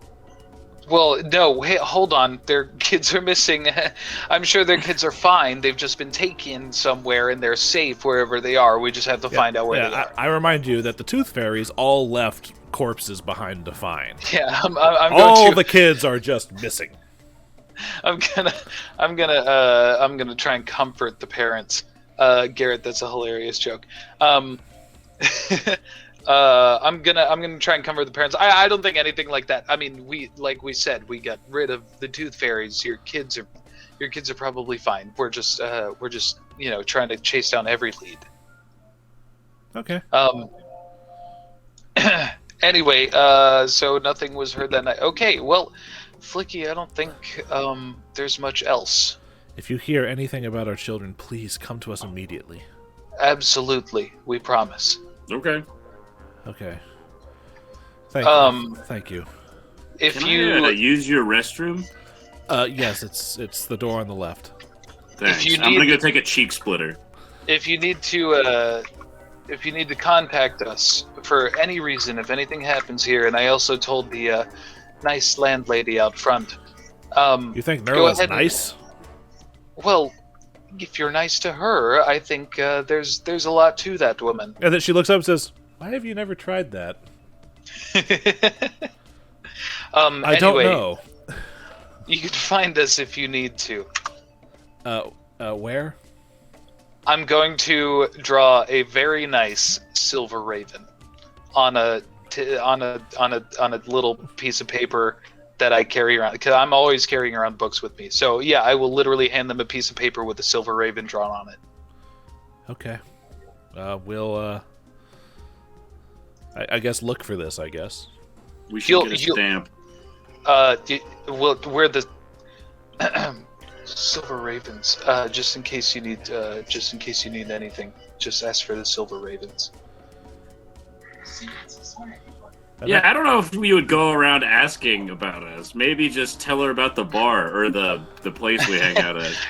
If you need us, we'll be at the Tooth and Nail for the next few days. Otherwise, we'll reach out to you. Okay. We'll we've lived here and we can't afford to move anywhere else, so we'll be right here. Wow, real sad way to bring that up, but all right, we will see you soon.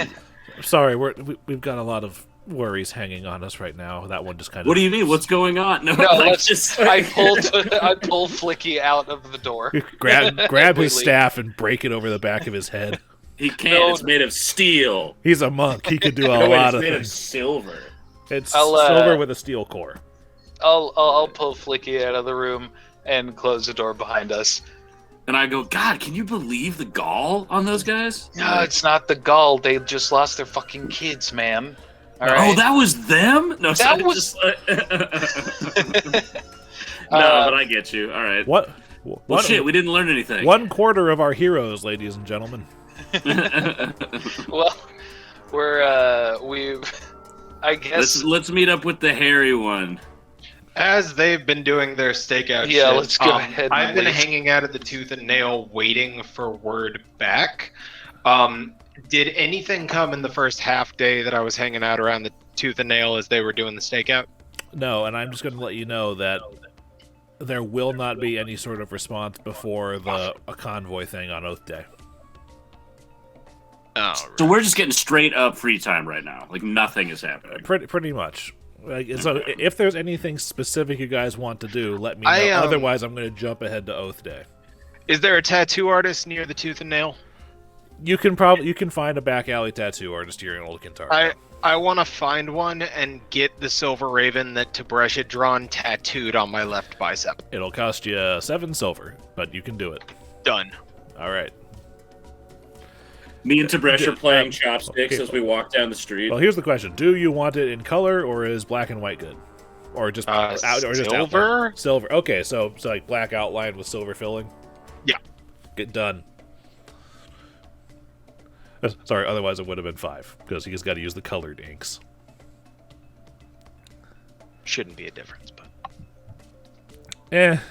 Luke doesn't know how tattoos work. It's fair. Well, I kind of until I got my first one. Yeah, I kind of know how tattoos work by proxy. My knowledge actually is very in limited. This world, it makes sense that they would have to use more materials to make colored. It's not like our world where you can just get. Yeah, like have you seen like the ancient Chinese method of applying a tattoo, or the old school Hawaiian one where they? I was thinking the Hawaiian. That's the one I meant. Or whatever it's called. With the tatau. Tatau, like from Far Cry 3. Yeah, that. Dude, it was wild. So speaking of which, Far Cry New Dawn is super fun. So is Yakuza Like a Dragon, which I've been playing for the last 24 hours. My God. Very nice. That was Second Extinction, man. It's a good time. Someone get this man a diaper. That is a line I heard an hour before we started the game. If nothing specific happens over the next few days, which you said, I'm going to spend, 2-3 days we have? Presently, it would be Moon Day, which is the Monday equivalent, so you guys have today, and then 2 full days, and then Oath Day would be the 3rd day from now. So you guys have 2 full days after this to craft or work or practice shit. I'm practicing. I want to perform percussion shit at the Tooth and Nail for the patrons to try to round up some coin. Okay. I'm gonna learn how to spin my staff like fucking like a bow staff. Yeah, like Donatello style. That's gonna take some work. I can teach you some of that. Wait, I can spend my off time when I'm not writing down. Yeah. And yes, Sugtok, you can do that, make some money. And you're also pleased to find out that this is the bar that Milo, the street kebab vendor, frequents. That son of a bitch, Awesome. Milo! It's like, hey, Sugtok, you're in my neck of the woods now. Hey! Good to see you, brother. It's down the street from the house. Do me a solid. Bring a kebab tomorrow night. I'll be here performing for the next couple. You know what?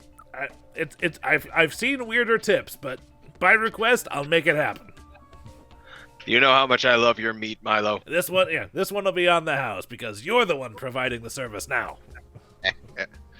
Good man. All right then. Nico, cousin! Milo, you don't happen to have any flyers to send people your way, do you? Honestly, no, but I don't really need them because I've got prime real estate set up over there in Red Roof Market. People come through there all the time. Word of mouth is usually good enough for me. Well, my mouth will pass along a good number of words for you. My mouth and your meat make a legendary team. That's exactly what I say to him. If you want to try that on a flyer, maybe workshop it a bit more. But I like your enthusiasm. I've got a friend who's fantastic at making flyers. I'll talk to him about it. All right then. Is it one of the guys you've been hanging out with recently? Yeah, you know the one with the beautiful tusks? Yes. Yeah, he's phenomenal with his hands. He's a just fantastic pinsman. Usually. All right. Well, if you want to send me a sample of his work, see what I think about it. If it gets me a discount on your kebabs, it's well worth the time. I'll see what I can do. You're already getting prime customer deals. It's fair enough. I'm happy to pay you, friend. Alrighty then, But it's still, not fucking still, croon. you sound good on those drums, or whatever the hell your percussion instrument is. This is hilarious. I literally bought a gallon of Milo's lemonade the other day, so it's just real funny that our dude is named Milo. I forgot about that. I love the idea of Tib'resh like trying to serve the balance, but also being the main force behind advertisements in town. Milo, I thought of it. Get high, go low, or get high, buy low, eat meat from Milo's. You're a fucking genius! I do things with my words. This is like 3 drinks in, Milo, by the way. Alrighty then. So you shoot the shit with Milo for a while, and for the next couple of days, I'm fairly certain that you guys are just going to be working or crafting or writing or whatnot. Yeah, I'm just learning how to spin my staff. All right. I'm rolling. Alrighty then. Boom. You finally have something good enough to take to Aruba. That's the best you can do. Oh my goodness! Oh my! I start running. Because You start crying. Here's the okay. I start running around tooth and nail, showing. You're running it like it's apron. Charlie with his golden ticket. I got one. I jump out of bed for the first time in 40 years, and I'm like, Tib'resh, we're going to the factory. Everyone in the bar is like, where'd that bed come from? After showing A month every and a half. able-bodied patron, I'm going to run off to Ruba. I don't know if Roger has some stuff to deal with before we get to me showing Ruba my stuff. Right, we'll do that first because that'll be quick. Because Who's Ruba again? the notary? Notary. Yeah. Real quick, what kind of coin did I pull from a 24 performance roll? Divide it by 3 and that much silver. So That's not bad. Yeah, so 7. Yeah, 8 silver pieces. Nice. That's my tattoo. Yeah, there you go. Yeah, but yeah, Ruba's the babushka notary. Remember? Oh, yeah. Go pee. Okay. Here. Yeah. Because after we take care of this, Roger's got at the very least one thing, probably 2 to do. Sure. One of them story related. Maybe. I like that we all have this driving story, but Roger's just like so like he's just got this like B plot like the whole time that kicks ass. I'm digging it. He's got two identities. He's got to keep both of them busy. But anyway, so you get to Ruba's note scrivener shop. Yeah. Ruba. Hey, I finally did it. I slapped down. Calm down, young man. Sorry. Let me take a look.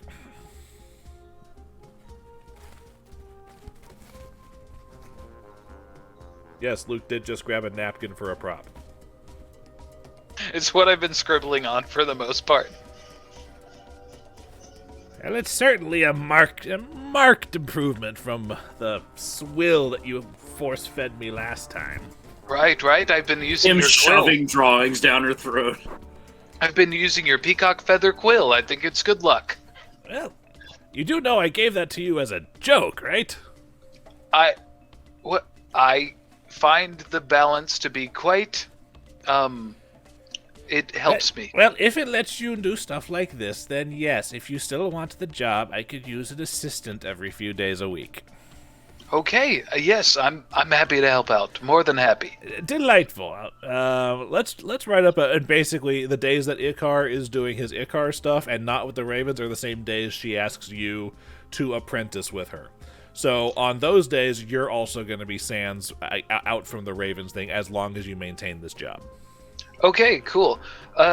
Ruba, thank you very much. You won't believe how convenient this schedule is. It works out with my friends. I'd love for you to meet them sometime. Yes. I'm sure you would. Now remember, you're a part-timer. You're only working 4 hours a day. Sure, yes. You start after lunch, you finish before dinner. Got it? Okay. All right. I'll see you then. You start anytime. You start next week because I've got to get the paperwork going through. That works out for me. I actually have a thing to deal with before I start my new job. Nobody gets hired the day after. They got to process things. People That'd don't be understand absurd. this. You got to write it down. That's why I have this job. Oh, Ruba, we're gonna get along great. Don't count on it. Okay. We'll see. How about that? Yeah, we'll see, Ruba. I'll get you one day. Hey, hey, did you I know it was just a couple of days ago, but did you get anything from me recently? Yes, I did, and that has nothing to do with my decisions. As a matter of fact, it was a little bit insulting. It almost seemed like you were trying to bribe me into a position, but it's good that you came through with quality work this time. I'm showing you that I'm capable of being a decent person and also a decent writer. I think you liked my work, and I'm sure you enjoyed those blueberry tarts, okay? Alrighty then. Well, and they were lovely. I love Lucola's stuff, but thank you for not, even though you didn't know that, thank you for the donation, as it were. Anytime. Literally anytime. If you need me to run, I mean, I know I'm just part-time, but if you need me to run down there, it's not a far walk. Just before you leave, just let me know your address so that I can send you work-related mails. You almost said emails. I almost did. Yes, of course. I'm just south of you. I this live many streets over. All right, note taken. Thank you. I look forward to this. Stands for extra. Extra. All right, quick smash cut to me on the roof of the fucking tooth and nail with my shirt off, spinning the staff to Eye of the Tiger. It with like drone shots panning around me, and I've got like my 31 health, like kind of jacked bod, and the sun is like setting in the horizon. I'm actually picturing that montage from Beastmaster 1 where he's swinging that log around. Oh, that's hilarious. War drums going under it? There are because he's on top of the tooth and nail where you're busy. Yeah, exactly.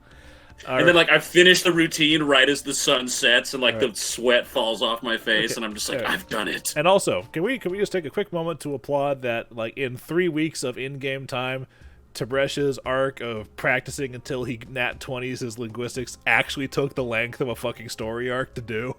That was hilarious. It was like it was the C plot of the century. This is the proudest moment. Like, I'm very, very happy that. Does he ever have to roll for that again when he's doing work stuff? I have to roll for the amount of money I hear. Here's the thing. The way this is going to work is that Tib'resh, When you get your next level, I'm going to require you to put a rank in Profession Scrivener or Profession Scribe, and that will be what you're rolling for money. Got it? Okay, fair. All right. Or This was functionally a One Piece filler arc. pretty much. Okay. Dude, I'm almost halfway done with One Piece, yeah, man. Yeah. I'm caught up. Tim, your next level up, or the next time you guys rank up in the Rebellion, because your reward for ranking up again is going to be a bonus skill rank. Your next skill rank from wherever must go into Profession Scribe. That's how I'm going to rule this. Okay, You fair. you no longer need to make linguistics check to check your fucking work for applying to a job. Now you're only going to need it if I actually require it for fucking something. Like I told Garrett earlier, you only have to write things unless you're trying to be precise about it. Anyway, Must put a point in Profession Scribe. Alrighty then. I will take a note of that myself and remind you when it happens. Hold on a second. Mm-hmm.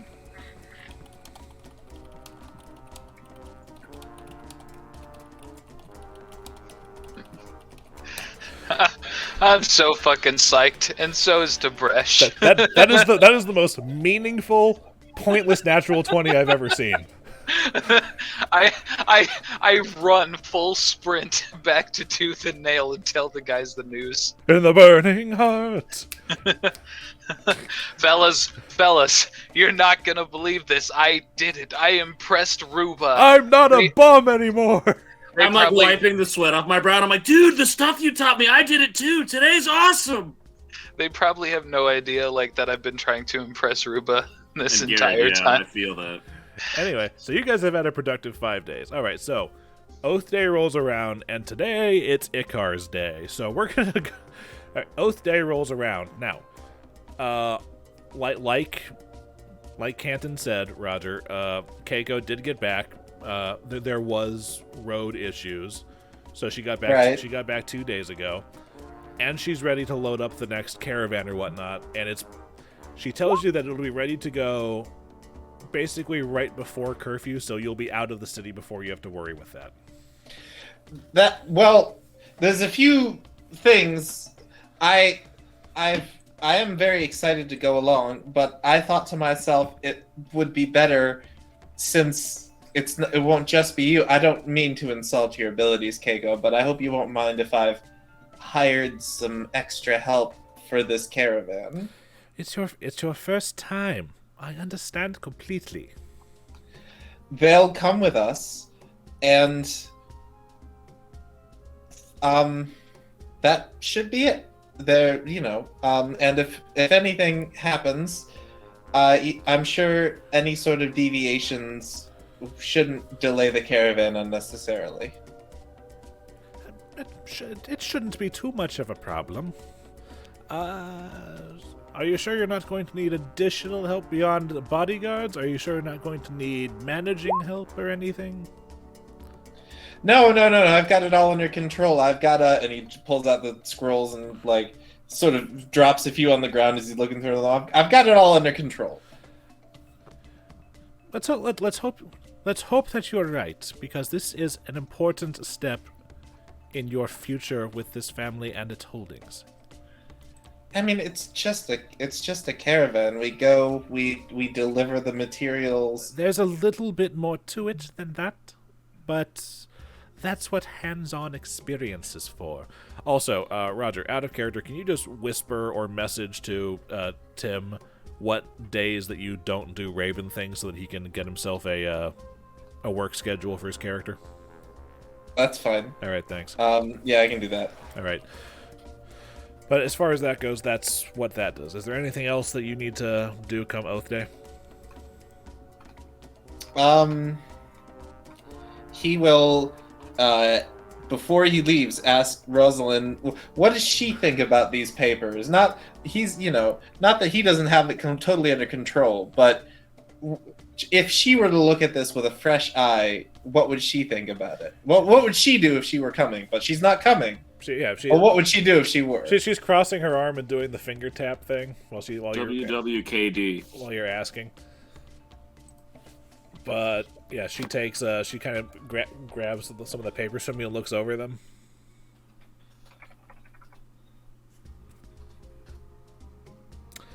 Well, if I was going over this, I would have done my math better. You put a decimal point in the wrong place here. It's 12. It's 12.7, not 127. It's too heavy for a cart. I was just checking to see if you would catch it, but and he scribbles it out. That I'm sure seems you like were. it. That seems like it's right. Okay, yeah, I'm fairly certain it is. Those carts can carry 13.5. Got it? Yes. Good. Rosalind, I got it. All right. I'm gonna do better than you when it's my turn. I'm just gonna let you know that.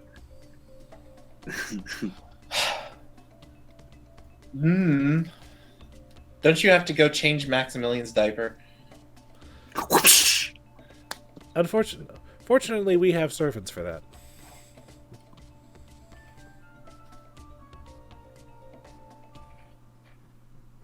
Well, you have fun. I'm sure you're gonna have a great time doing whatever it is you do when I'm not around. I'm sure I will too. Have a fun trip.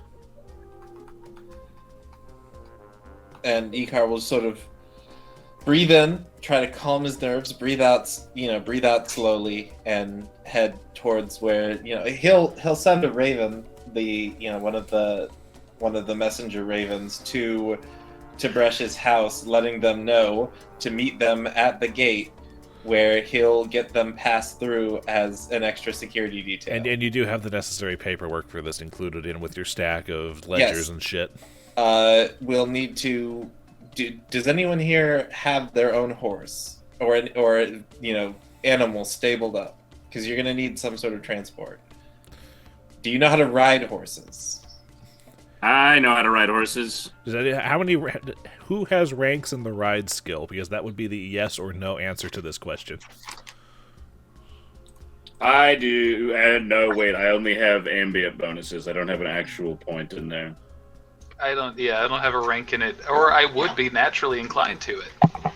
I don't have a rank, but it's a class skill, so I got 3 points of ride. Yeah, I have 3 points in it. Well, if you don't have 3 points in it unless ride. Yeah. Unless you have that first skill point. Yeah, once you put the first skill point in there, then you get I've the just plus got my 3 dex bonus. mod. Yeah. So right now, no. 3. So you don't exactly know how to ride a horse, but those of you with higher dexterity are naturally better at it. Also got handle animal. Handle animal would also work. Tim was about to put it in the regular chat. I mean, I'm literally figuring out my work schedule. we can double up on a horse. Double up. If there's someone who doesn't know how to ride. This is a fantasy world, right? They gotta have big ass fucking Clydesdale type, like big fucking horses, right? Yes, they have big fuck off horses, and yes, there are stables around the city to hold them. But also, Let's go get a big fucking horse. As we're out and about, I'm absolutely looking for one of these. I want it. Sadly, there aren't exactly dire boar salesmen here in town. That's not exactly what you would call a pack animal. Yeah. I just want to be on the lookout. Okay. He's on the lookout for at least 30 to 50 feral hogs. Only giant ones. It's soup for my family. Oh, dude, I remember that fucking feral hogs meme. That was one of the most amazing things to hit the internet. Feral hogs. Feral hogs, approximately. We lost 30 Garrett. to 60.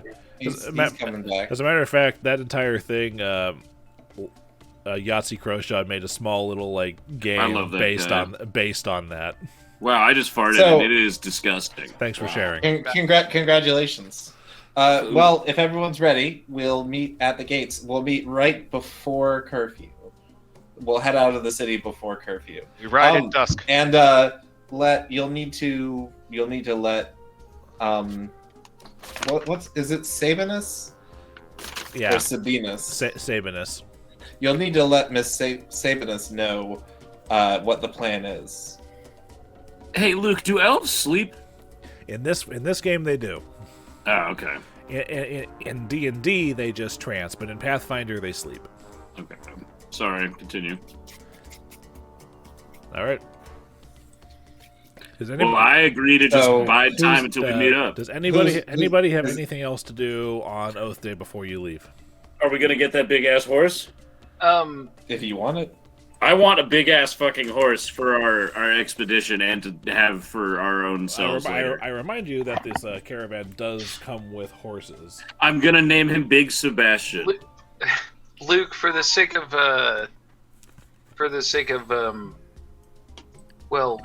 maintaining If he does, I my will psych for him. fucking job. My job starts next week, right? Correct. So next Sunday. Okay, we would presumably be back. Well, I assume next Sunday. I assume you guys are gonna go. We're gonna deviate and do the thing, and then what we're gonna do is we're gonna sneak back and come back into the city, because I don't think you guys want to come with the caravan the whole 2 weeks. No, but I want you to put Big Sebastian online with the other horses.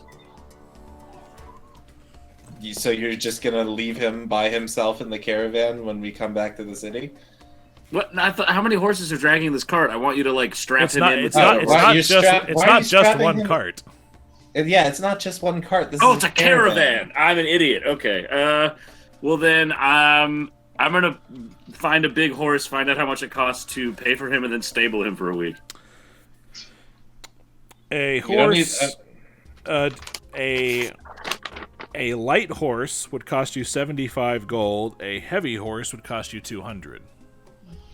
So buying a Clydesdale would be 200, and buying Luke does not know his horses very well. How many platinum is 200 gold?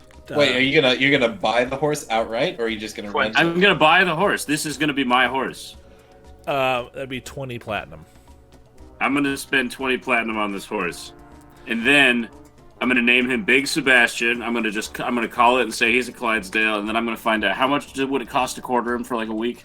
Do you mean putting him at a stable? Hey, put him in a stable, just food, water, just whatever for a week, clean up his shit, that kind of deal. I wish I'd kept that page open then. Hold on.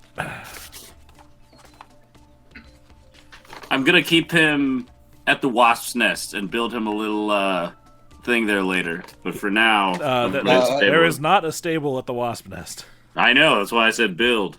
You're gonna build it where? Okay, remember the Wasp Nest is down a ladder inside of a coffee house. You don't know what I'm gonna teach this horse.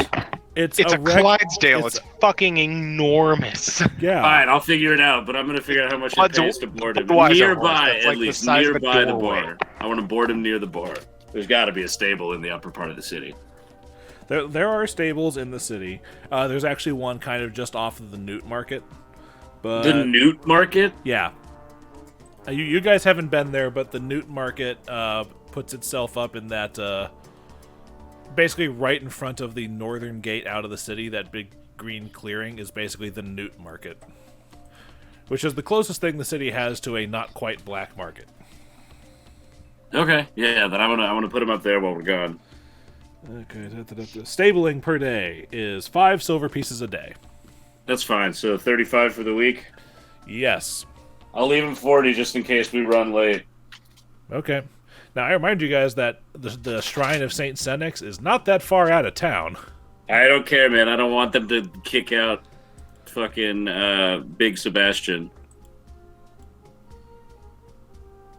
Okay. I'm ready to go. Me too. I'm set. All right. Yeah, let's roll. All right. Yeah, as long as I get back in time for my job. I run back and tell them I bought a horse. Congratulations. Nice Thank you. horse. Nice cock. Nice cock. You got a healthy cock. Well, Citrona meets you at time to go out, and that she's cloaked up to keep her armor a bit less conspicuous from the Dotari, but she's there. And this is the lady who sent us the letter, correct? Yes, this is Okay. the Lictor's cousin. Okay, the 5'0" lady with the armor. Yeah, as a matter of fact, there is a picture of her. Let me pull it up for you. Tib'resh rolls his eyes and says, "Imagine wearing armor." I kick him in the balls really hard. Before we head out the gate, Icar is gonna pull Flickie aside. Okay. My job. I'm coming. The reason you all are here is, personal security for me on the caravan. The shrine is just outside the city. Out of all of us, I feel like you are the one who is most capable of coming up with a reason to run away from the caravan so the rest of us can follow you, and that gives me plausible reason to go away from the caravan so that Keiko doesn't get suspicious. So you want me to pull a wild card? Yes. But not in a crazy way. You want me to come up with a plausible reason to leave? Yeah, it's plausible for you. Is she versed in magic? Keiko is versed in everything. She's been halfway across the continent. Can you be frank with me? How good at magic stuff is she? Because if I can probably buff her. I don't think she's trained in the magical art, but she may recognize it. I'm a 140-year-old wizard. I think I can come up with something, but I can smell what the rock is cooking. That's why I came to you, because I knew you were the one who's most capable of doing this. Thank you. And I can smell what the rock is cooking. Don't mention it to the others for now. Absolutely not. We'll settle it when we get to the shrine. It is for the benefit of all. Once we're done for the shrine, I need to decide if I'm gonna keep going with the caravan or come back to the city. I know if I don't go with the caravan, I'm gonna be in some deep trouble. But yeah, we'll be fine. You guys gonna be fine for 2 weeks without me? I mean, Tib'resh will probably just feel bad, and Sugtok might punch me, but after we tell them what it was for, they'll understand why we lied. And I will let you guys know, the Silver Ravens are a way that you can still be... Talk to each other. A way that you can still talk to each other and still perform, like, rebellion management even when you're out of town. I didn't even think about that part. Okay, that's cool. Yeah, because those Tengu people are still with us, right? Yes. As a matter of fact, Corva, the older sister, has actually started pretty much working at the coffee house. Fucking sweet. We saved their lives, and now they're fucking giving back. That's a fucking as good a reform story as I've ever heard. Yeah. But pretty much, if you guys want to be doing, like, the rebellion stuff and you're, like, out of town for, like, say, this caravan thing, you can just send, like, a letter with your recommendations or whatnot, and it's basically, like, remoting in. And if you guys need me to come back before the 2 weeks, send me a raven, and I'll turn around and head back on my own. We'll perform some rebellion actions via Zoom. Are we around a bunch of other people, or did we met up at the gate? We're here at the gate. The caravan's at the gate. We're all about to leave on this journey. We're waiting for the Dotari to approve the paperwork. Gentlemen, before we finish with this caravan business, remind me, I have something I'd like to show you lot. Not the growth again. No, it needs to be private, but for different reasons. I said I wouldn't bring that up. All right. But for everybody else... Does it get harder if you tug on it? Yes. This one doesn't.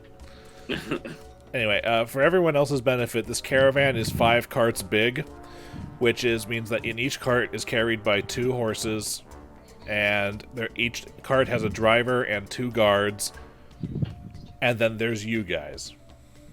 Sick. I'm going to position myself... And Keiko, who is basically sitting on the lead cart. Sick. Which cart is Tib'resh going on? That's up to you guys. Okay, so I'm thinking... I really, before we split up seating, I mean, Boarris pulled us aside. Let's see what he has to show us. We're doing this now? I'm curious about it. Do we want to learn about it on the journey? Because, what are there any guards around? You guys are still passing through the gate, so the Dotari are still present. Not now, Tib'resh. I'll show you later. Okay. I clap Tib'resh and Sugtok both on the back, and I look at them and I go, "You guys would follow me into hell, right?" I mean, not... Which hell? What if I say not literal hell, but you know what I mean? Careful what you wish for, you're in Cheliax. I punched my way out of Boarris, and honestly, we're leaving the city. What could be better? Tight. Do you guys trust me? Not at all. All right, groovy. Then we're in for it. Good job, guys. Dibs on middle cart shotgun, and I just run forward with my arms in the air. Batsies! And I'm going to hop on the last cart. All right. And I have Tim circle us to warn us of any impending danger on the trip. Icar's going to take his own horse. Yeah, and Keiko has you ride by the front cart. Me? Yes. Okay, that makes sense. Where is Big Sebastian, as it were? Big Sebastian is stabled in town. Dylan just wanted a horse. You can bring him with you if you want. Can you ride? Do you have riding, or you don't have that? Yeah. Yet? You do? Bring him with, man. He's my horse. Look at this horse. This horse is amazing. Oh, no. Sorry, I just realized Tib'resh is 7 feet tall and 300 pounds. It's a Clydesdale. That's a big fucking horse. I'd much rather have my own horse than ride back cart. I can be the rear guard a lot better from a horse. Yeah, I will give Sugtok permission to ride my horse on this little adventure. Yes, and Big Sebastian is not a combat-trained horse. He will get That's fine. He will get spooked easily. That's fine. But you're covering the back, right? So you're riding along by the 5th cart? Will he come back? Will he just run away in case of combat, is what you mean? If something spooks him, he's not like trained to handle it like a war-trained mount. But is there we a will way be I able can to find train him him as after. we're riding? That would be an exceptionally long time and a bunch of handle animal checks. And that's also my horse. Yeah, all right. Have your bitch-ass horse. I'm just gonna just ride it. And the tricks that you can teach animals are things like heel, come. Dylan, you cracked up really hard when I offered you a long, narrow 10 package. years old. Okay? It never gets better. Yeah. Heel, come, and your dog's like, How hard would it be to teach the horse to come to us upon calling it? Is that something I could do like on the way there? I gained that ability after purchasing it. I think it takes like a week of training to try to teach something one skill. To have it learn a trick. Okay, I love the idea of you guys spending this week out on the trail trying to fuck with, like, training trying to a make horse. this. Well, I Yeah, think- this unruly horse. Hold on. Tib'resh is going to hop on the nearest wagon to Icar, sinking the wagon significantly to the right with his weight disproportionate to the rest of the people on the wagon. I remind you that this wagon is loaded up with like silver, so it's already running pretty Never heavy. mind, it's all good. Actually, I'm wrong. The wagons came in with silver from the quarry, so these ones going out are on the emptier side. Okay, well, let me ride bitch, but Tib'resh is meditating to try and make himself as light as possible. Because that's how You can meditation make yourself light? He's thinking light thoughts. He doesn't want to weigh down. You're a monk, dude. I wasn't counting it out. I was like, when did you get that ability? He was gonna either meditate or write on the journey regardless. Okay. But I'm going to teach my horse how to come this week. What, Luke? I'm like, heel, come here, get over No. here. I wasn't sighing or anything. I was actually moving the "you are here" arrow. Mm-hmm. Anyway, but so as far as schedule is concerned, this caravan is going to take pretty much a week south to the town of White Rock, get loaded up with the trade-off from the quarry, and then come back into town. That's a grand total of about 2 weeks. Your actual goal is to get to the Shrine of St. Senex, which is about... Wait, what about Tim's job? I will have to get back in time for it, won't I? Yeah, well, that's the thing. Your goal is the Shrine of St. Senex, which is maybe about an hour out of town, if that. Oh, You right, guys are getting caught in the weeds. That's right. The caravan We're is the reason hopping to get on out of the caravan city. to give Icar It has an nothing. excuse. Yeah, it's an excuse. It has nothing to do with the actual plot, and you guys are like totally distracted by it. Yeah, that's totally our bad. I It's a nice missed like caravan. 2 sentences. It is a Yeah, means you to an muted. end. We just want to prove ourselves to you and your family, Icar. I Because don't they've even already want seen me. to. I'm not even doing I'm cheating my family while I'm doing this because I'm not actually gonna do it. You guys don't have to do it because I'm not doing it. Oh, guys, we might have misread this. I thought we were. Oh, is Icar not?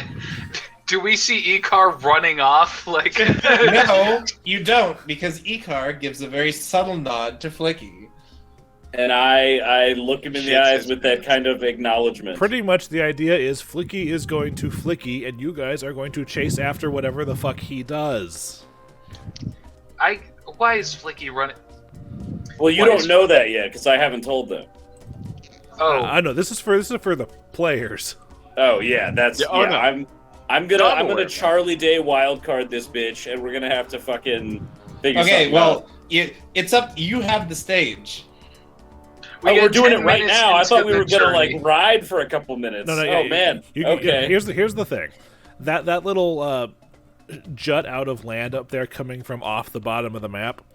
Wait, hold up. What are you talking about? Very bottom left. The finger is still pointing towards it. Bottom left of the entire city map. That's where we're going, but that's not where the convoy's going. That's where we're going. That's where Correct. we're going. So and it's Okay. like an hour out of town because it's the same distance basically, we just that have it a is 2-week time from frame. my house to the coffee house. Okay, well then here's what I'm gonna do, because it's technically an attack spell, but it's not like I'm not attacking anything, so I don't know if I'm gonna have to roll or not. But it depends on the spell and depends on what you're trying to hit with it. I'm gonna gingerly like walk by a couple of the carts, like the one, like probably the second one on the side with the least amount of people.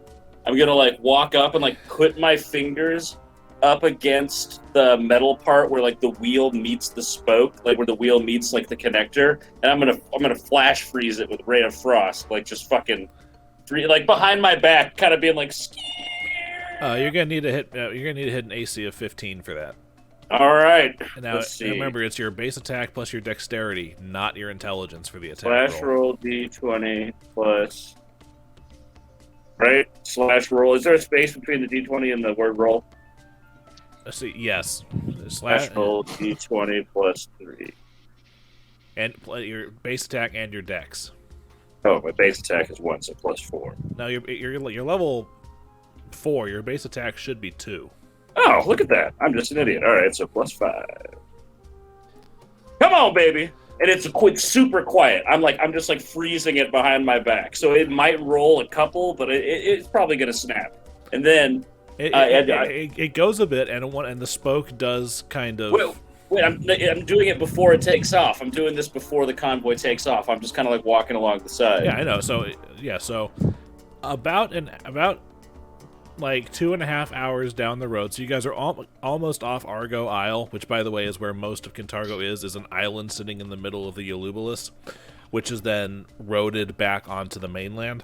So before you actually get off the island, the spoke snaps, and that cart lurches violently to the right and starts running off west downhill towards the river. I grab Sugtok and Tib'resh, and I say, quietly, or I can't grab them. Shit, they can't. They're not next to me. Yeah, you guys are convoy positioned.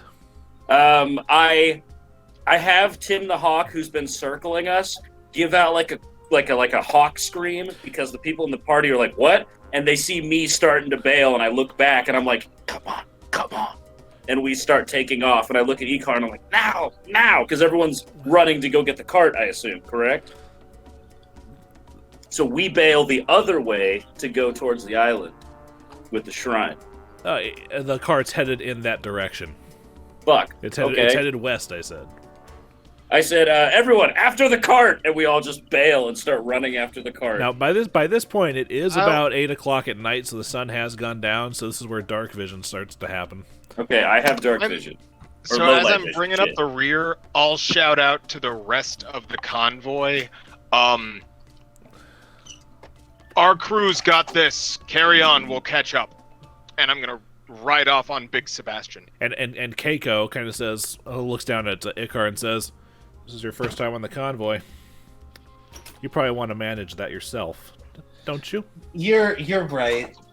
Just keep going. I'll watch. We'll try to find the cart, but it may take into the night if it.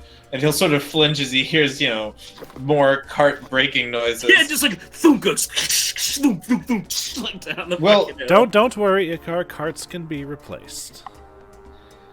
Thanks. Sugtok comes blasting by on this giant horse, just like thunk, thunk, thunk, You know. oh man. What kind of roll would it be to try to grab bail Flickie out. off the ground and throw him on the back of the horse? That'd be sick. That'd Do be it like a lost that would just be a melee touch attack. Do it. Followed by a strength. I'm letting it happen, so I'm not putting up. Okay, so fucking... there's no touch attack, but it is a strength check. D20 plus strength mod. D20 plus your strength mod. I see Sugtok reaching out his arm, and I'm like, and here we go! And he just like rips me up. Yeah, you pull Flickie up, but due to the fact that you're riding and everything, you kind of got to sit him down in front of you. And I'm just like, oh, so soon? And we're just like, yeah! Like, oh, I'm gonna whisper, so "Giddy up, bitch!" You set Dillon down on the and I pommel go, of the yeah! saddle. You sit Flickie's ass on the pommel of the saddle on accident. It wasn't an accident. It's no. Tib'resh. I look back at him and go, I'm taking shits bigger than this. And we just keep Tib'resh, riding. yes. Do you want to ride with me and we'll follow them? And then We're just, me and Sugtok are hooting and hollering, like having a good time. Yeah, on let's this go. and then we also need Miss Sabinus. She's Right. She's there. I'm just gonna flat Yeah, out. I'm sure. just gonna flat out let you know Okay. she's got a couple levels of rogue. She's sneaky enough to get away and catch up with you. Okay. All right. So Uh, we head away from the convoy. Icar will crack on a candle rod. How tall is Icar exactly? How tall is he? I have it written down somewhere. He's 176, which Pounds. is I was like, what? no 100. He's 176 centimeters, so he's about 5 foot. He's about 5'8". Okay. Bresh a full No, foot sorry. taller. No, sorry. He's 5'10". Okay. So Bresh, still a full foot taller, sits in the saddle behind you. So it's like Arwen and that little Frodo doll. So we've got. Yeah. So right now they're on a normal-sized horse, big-ass dude, normal-sized dude, and then we're on a gigantic horse. We're on this mountain of a hair. big-ass just, dude Luke, and then a tiny little. I don't know if it matters. I do have it written down to Bresh is a full 300 pounds. The horse can manage, but you guys also aren't going that far, so it's not like you need to wear it out to the point of death. But as your horses charge off into the night towards the river, break time. So 15 Okay. minutes. 15 should- minute break, and then we'll be back. Should we do something about that? What was in the cart just before we leave? Honestly, the carts were mostly empty because they Yeah, were it going was- to get Okay, stuff. cool. Yeah, That it was empty. I didn't know if we Although, were carrying silver with us. Was my Flickie, concern. when I asked for a diversion, I didn't mean for you to destroy company property. I mean, hey, here we are. Roger, you asked the Okay. you asked the party's living embodiment of chaos for a distraction. You don't get Well, to... I expect the party's living embodiment of a wallet. This is going to get reimbursed out of the Ravens fund. I'm not paying for repairing this car. The No hablo inglés. I no hablo. I Anyway, don't think the Ravens should be. Whatever.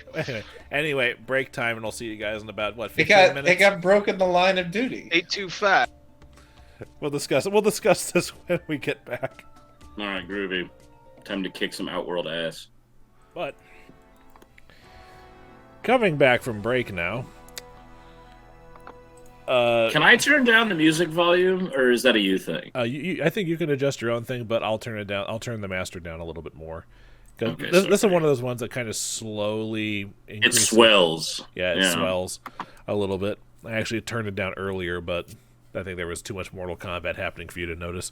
Anyway, but you guys are heading west towards the Ulublis River after the cart that you had sabotaged, which was also conveniently one of the ones you guys were the drivers of, so there's no one else from the caravan you have to worry about. Hey, man, you wanted a plan. I gave us a plan. We're here. No one's hurt, and all that's down is a cart. Those are all technically true. Subtle as ever, Flickie. Subtle as ever. Hey, I don't know what you're talking about. It was an accident. But as you guys get closer to the edge of the river, you reach the Argo swamps, which is more like bogland type areas. So it's kind of stepwise. I'm not about to have a fucking, what is that horse's name? Never-ending story, Artax or whatever. I wasn't gonna make an Artax joke. Okay, I was about to say, because I'm not. I will leave this horse here if that's about to happen. And also, I made the Artax joke in the other game that I'm in, which earned booze around the table. I almost forgot. When everyone runs off to go after the cart, Icar is going to go do his swap. Sorry. But then, wait, we all found out, well, right? Well, here's the thing. You guys know, so Tib'resh can just kind of... You can just kind of do it on the horse. It just only takes a minute. Sure, I guess. Well, it's a matter of... It's a matter of privacy. Yeah, it's when he's Icar, he's Icar. When he's Tenebrae, he's Tenebrae. And the two are supposed to be intentionally separate. He doesn't have to sneak off when everyone's there. Like, but I mean, he's gonna like, because he doesn't want our extra guest to know. So at least she needs to be out of the way. Okay. Yes, that's right, Flickie. What you said? Oh, that was for Tim, or Tib'resh, sorry. That's a perception roll to look for pigs. You do not find any. Oh, sorry. Okay. Feeling a little horny. On the off chance there were like wild boars, not even giant, like wereboars, just general boars in the swamp. All right. Tib'resh will stand on the opposite side of the horse while Icar changes. I am going to light up my hawk and send him forward as a light. All right. And as you guys are approaching the swamps and whatnot, there are no trails or paths through the swamp. However, since the sun has gone down, you can see off in the distance there appears to be a point or two of flickering light. I say we head towards the light. All right. It does take you longer than you would think necessary to get there, but you guys are working your way through marshlands, so you can understand. We're still on these horses, right? Also, yes. Okay, cool. I wear robes, so it'd be really hard to clean. Where's the Countess? On her own horse? She's walking alongside because she's able to keep up and more because the horses are making kind of slow time through the muck. Countess, would you care to ride on the horse? I'm happy to trudge through. You and I are... Oh, okay. I was like, hold up. You'll have to share with him, and he can be a little gassy, but it's probably better than the muck you'll get down there. Just poop. The farts are less so than the physical matter. It's all right. I know ways around this, and she's actually kind of like going from like... Occasionally she's using like tree branches and like to like stilt her way through. She's somewhat practiced at this. Okay. But as you guys are making your way towards there, eventually, as you approach the flickering points of light, which at this point you can recognize as torches, the ground becomes more firm, like you're actually walking on stone or something instead of wet ground, instead of wet dirt and mud. And as you fall, there's no path leading to these torches, but you can see basically where plants have been slowly trod over a long period of time. So one of those one of those unnatural paths through the foliage. You know the type. Mm-hmm. Like we can see someone has gone through. Yeah, and it's like repeatedly to the point where it's stunted the growth of some of the plants underfoot. The not like formal, but kind of a hiking trail on the side of a mountain. Kind of like that. Yeah. When you're on a college campus and you can see very clearly where the students do not walk on the sidewalk. Yeah. But walk straight across the commons. It's like that. Yeah. But as Countess, would you like to lead because they probably know you? I've actually I've never been here. Why don't we have the person? Why don't we have the one who can see lead the way? It's getting a little dark. That's me. Oh, it's been dark for a while. I also have the lit up hawk. Don't forget. The orc also has the best eyes in the group. That's what I'm saying. Send him in the front is what I'm saying, so he can like. Yeah. And also the wheel on the cart is like totaled, so you're actually gonna have to have like a cart repairman come to it. But it basically kind of lodged its good front wheel in the muck, so it's not going anywhere for a while. All right. Just in case someone was keeping track. Icar, is that important to your family? In answer to your question, in answer to your question, Icar, it's a standard cart. Right. Icar's not here. Yes, I realized that I'm not talking to Icar. I was like, oh, I hope that particular cart isn't partial to anyone back at home. Well, I mean, if it's just the four of us and we know... Well, I guess I wouldn't call Batman Bruce. Yeah, and also, remember, Citrona is here. Oh, that's right. I forgot she's with us. My bad. Even though you talked about her for like 2 minutes. Is Tenebrae gonna make any mention of himself to Citrona as we trudge through? He's just trudging along. Like, there's nothing different. Does Citrona notice Tenebrae yet? That's a good question. Roger, roll me a stealth check. Okay. Please get like a 2. I want to hear this conversation. Ugh.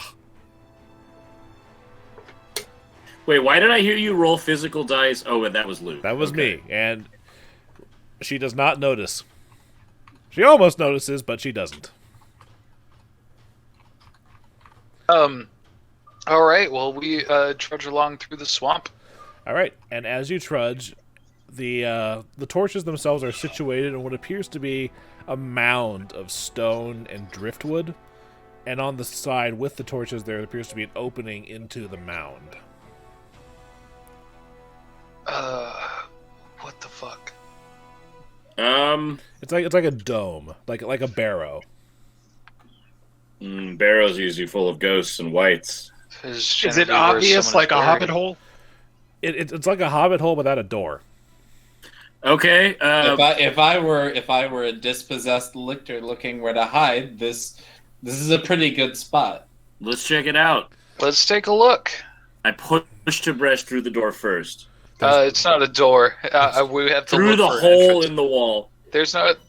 We haven't. Oh, I seen thought we any had of a that. hole. Oh, my bad. I'm Oh, without a looking. door, as in like there's no. There's way an opening into this dome. Yeah, that's what I was saying. I thought we had an opening. Yeah. But it's not a door. Hobbit hole without a door.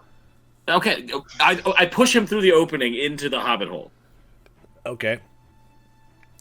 The center of the dome is about 8 feet tall, so Tib'resh hits his head on the lower part of the dome as you push him. I say, my bad. Sorry, buddy. You know I love you. And that noise and disturbance causes this to come from inside. Who's there?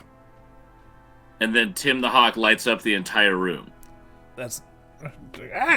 you can extinguish that. It's dark and my eyes. Ah! I go, oh, shit. I grab him out of the air and I'm like, come on, bud. And I shake him a little bit and the light goes away. I'm gonna squirm a little, but not a lot. There are 2 elderly people in here, 1 man, 1 woman, in tattered rags of clothing. The old man, long, like, messy hair, like, beard down his chest with, like, seashells and whatnot woven into it. The woman has her hair in a braid that goes all the way down past her waist with driftwood and seashells woven into it also. And they're each carrying... basically, you know the cartoony shepherd's cane that always pulls, like, Daffy Duck off stage? Yeah, he's got, like, the loop on the top. Yeah, except the loop itself is made out of metal. Like, here we go. Oh, so just like some cool old dudes. Yeah. Yeah, and you guys know that particular thing is called a boarding gaff. It's something that's used on boats to help, Move them and shit. Yeah, pretty much. No. But they come and like, who are you? The older man says. I am Spartacus, as I walk through the door. We're friends with the lictor. That's Flickie. Yes, the lictor, huh? Oh. He has cast his breath upon the drowned many times, long a friend to this shrine. We honor those who honor the watery dead. Cast his breath?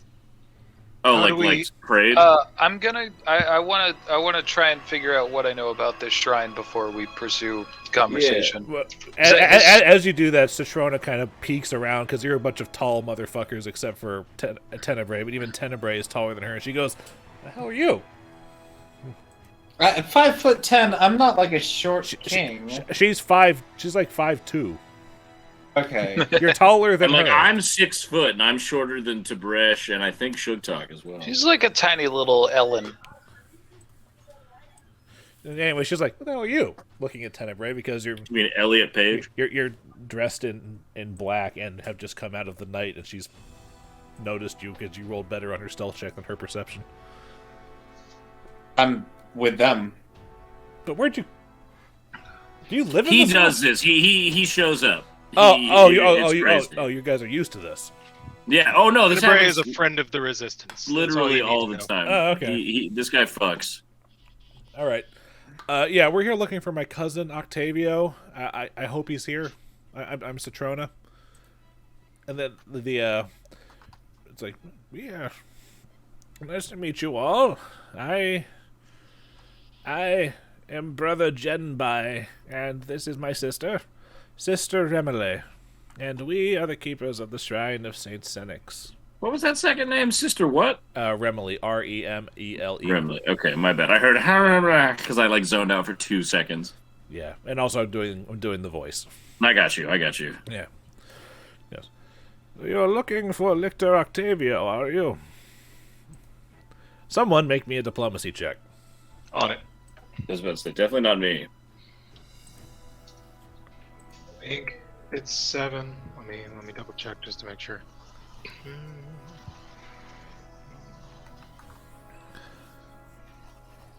Motherfucker. 9. That's why I checked.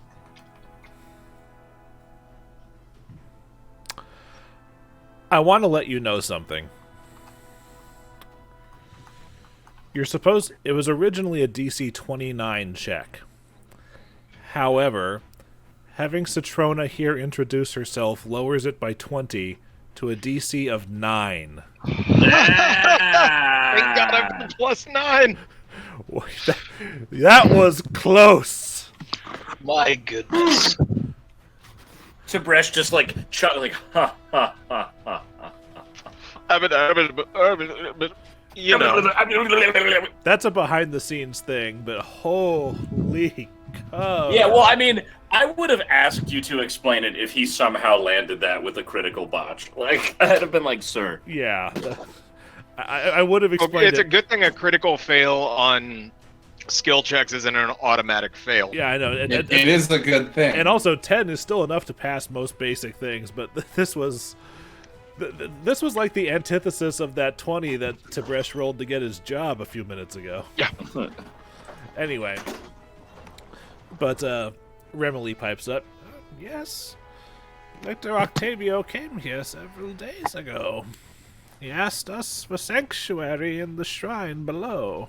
Sanctuary! And, well, I can see the family resemblance between the two of you.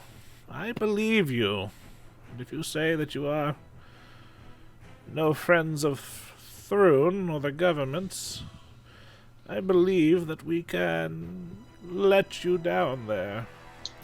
Look into my friend Boarris's eyes and see that we are no friends of the Thrune.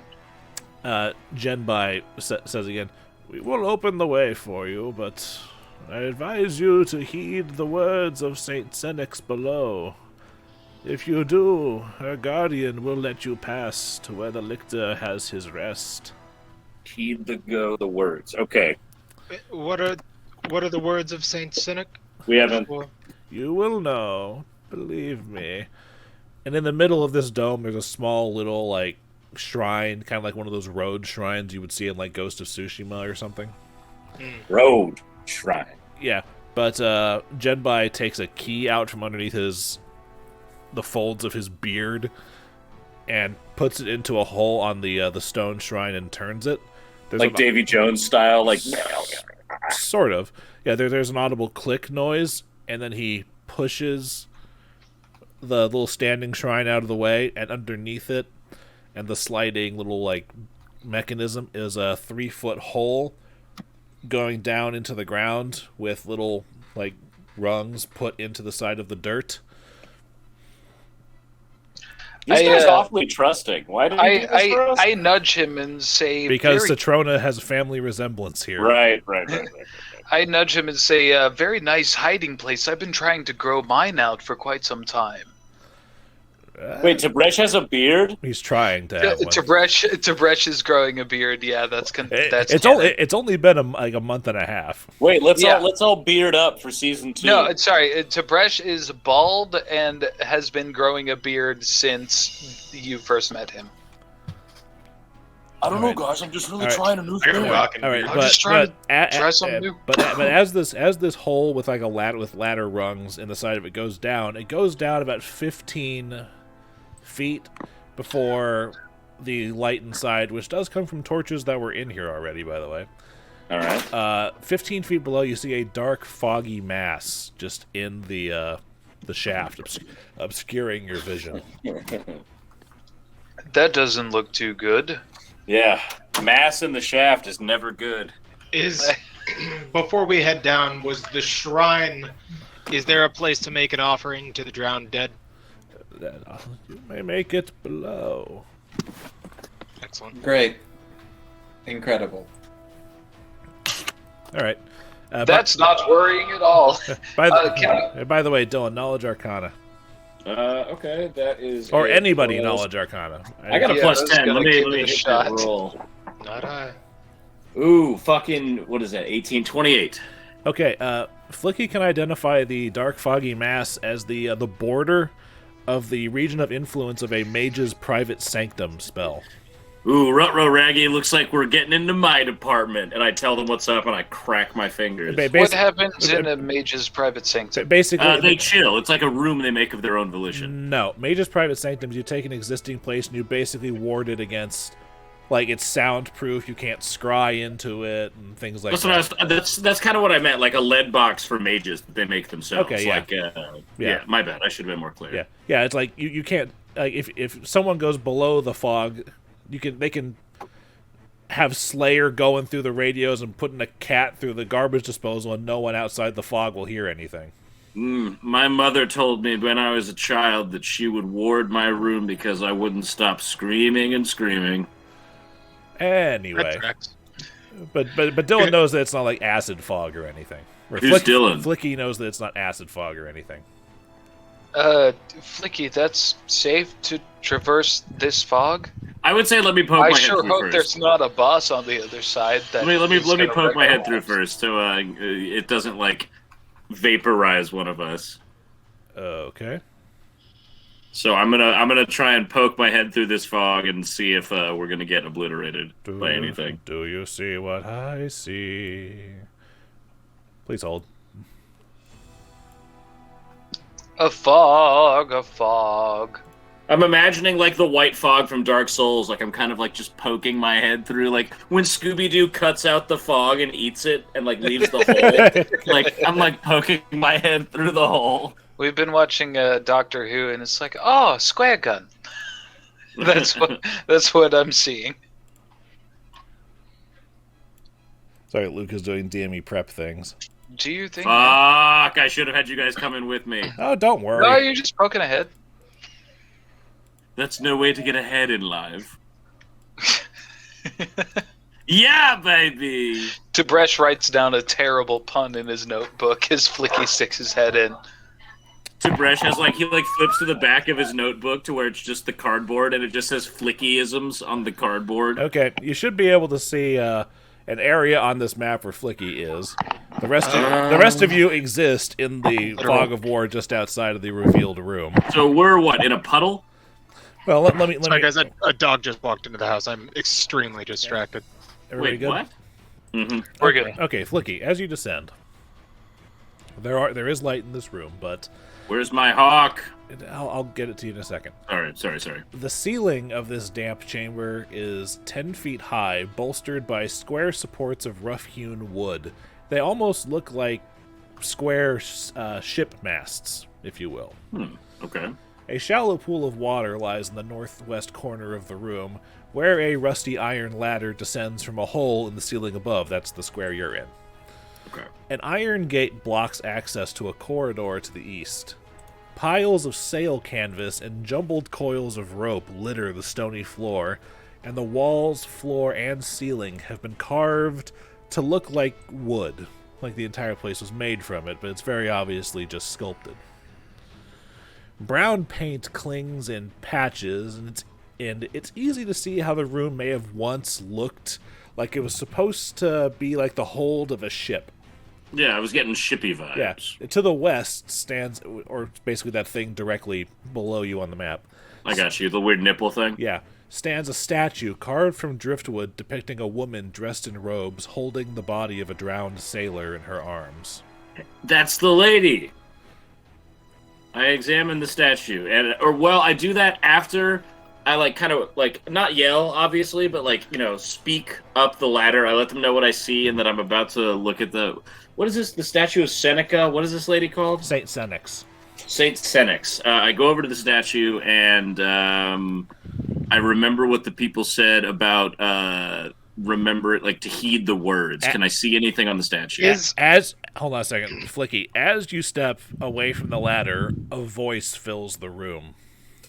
How, like, loud, or can only I hear it, or like it's just a voice like in the room, like this is Saint Seneca. What can I get for you today? Pretty much. It's like, those who would visit the drowned departed must bring to these lips the gift of lungs bounty, lest my guardian stand before your approach.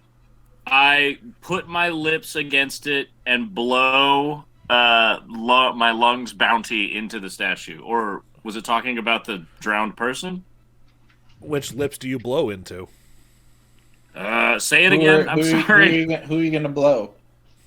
I say the thing again, Luke. I'm sorry. Those who would visit the drowned departed must bring to these lips the gift of lungs bounty, lest my guardian stand before your approach. I go, Jesus Christ, and I put my mouth on this dead guy and blow air. It's a sculpture of it's a statue. Oh, it's a sculpture. Okay, it's a sculpture of Saint Senex holding a drowned sailor. The sailor is part of the statue. It was not been laid on the statue. Okay, I was like, why is there a dead guy here? Okay, no, but I walk up to the drowned sailor as I hear everyone else climbing down, and I just straight up just sandlot this hoe. Like, I give it so much air. Okay, all of us have to come down and witness as him. I'm kissing this statue. I'm gonna put my hands on Icar and Tibresh's shoulders and say, "Don't kink shame him." No, here's the thing. Because we didn't hear shit through the fog. We just walked into him blowing a mouthful of air into a statue do you guys remember, with no context. Do you guys remember that scene from that movie Superstar where she's practicing making out on the tree? Yes, actually. Oh my god. Goodness, been a minute. That's a deep cut. Oh yeah, but yeah, that. So you guys see Flickie getting to first base with the statue. We all stay quiet and witness. There's a golf clap. All right. It's like, all right. So I gave it my lungs bounty. What happens?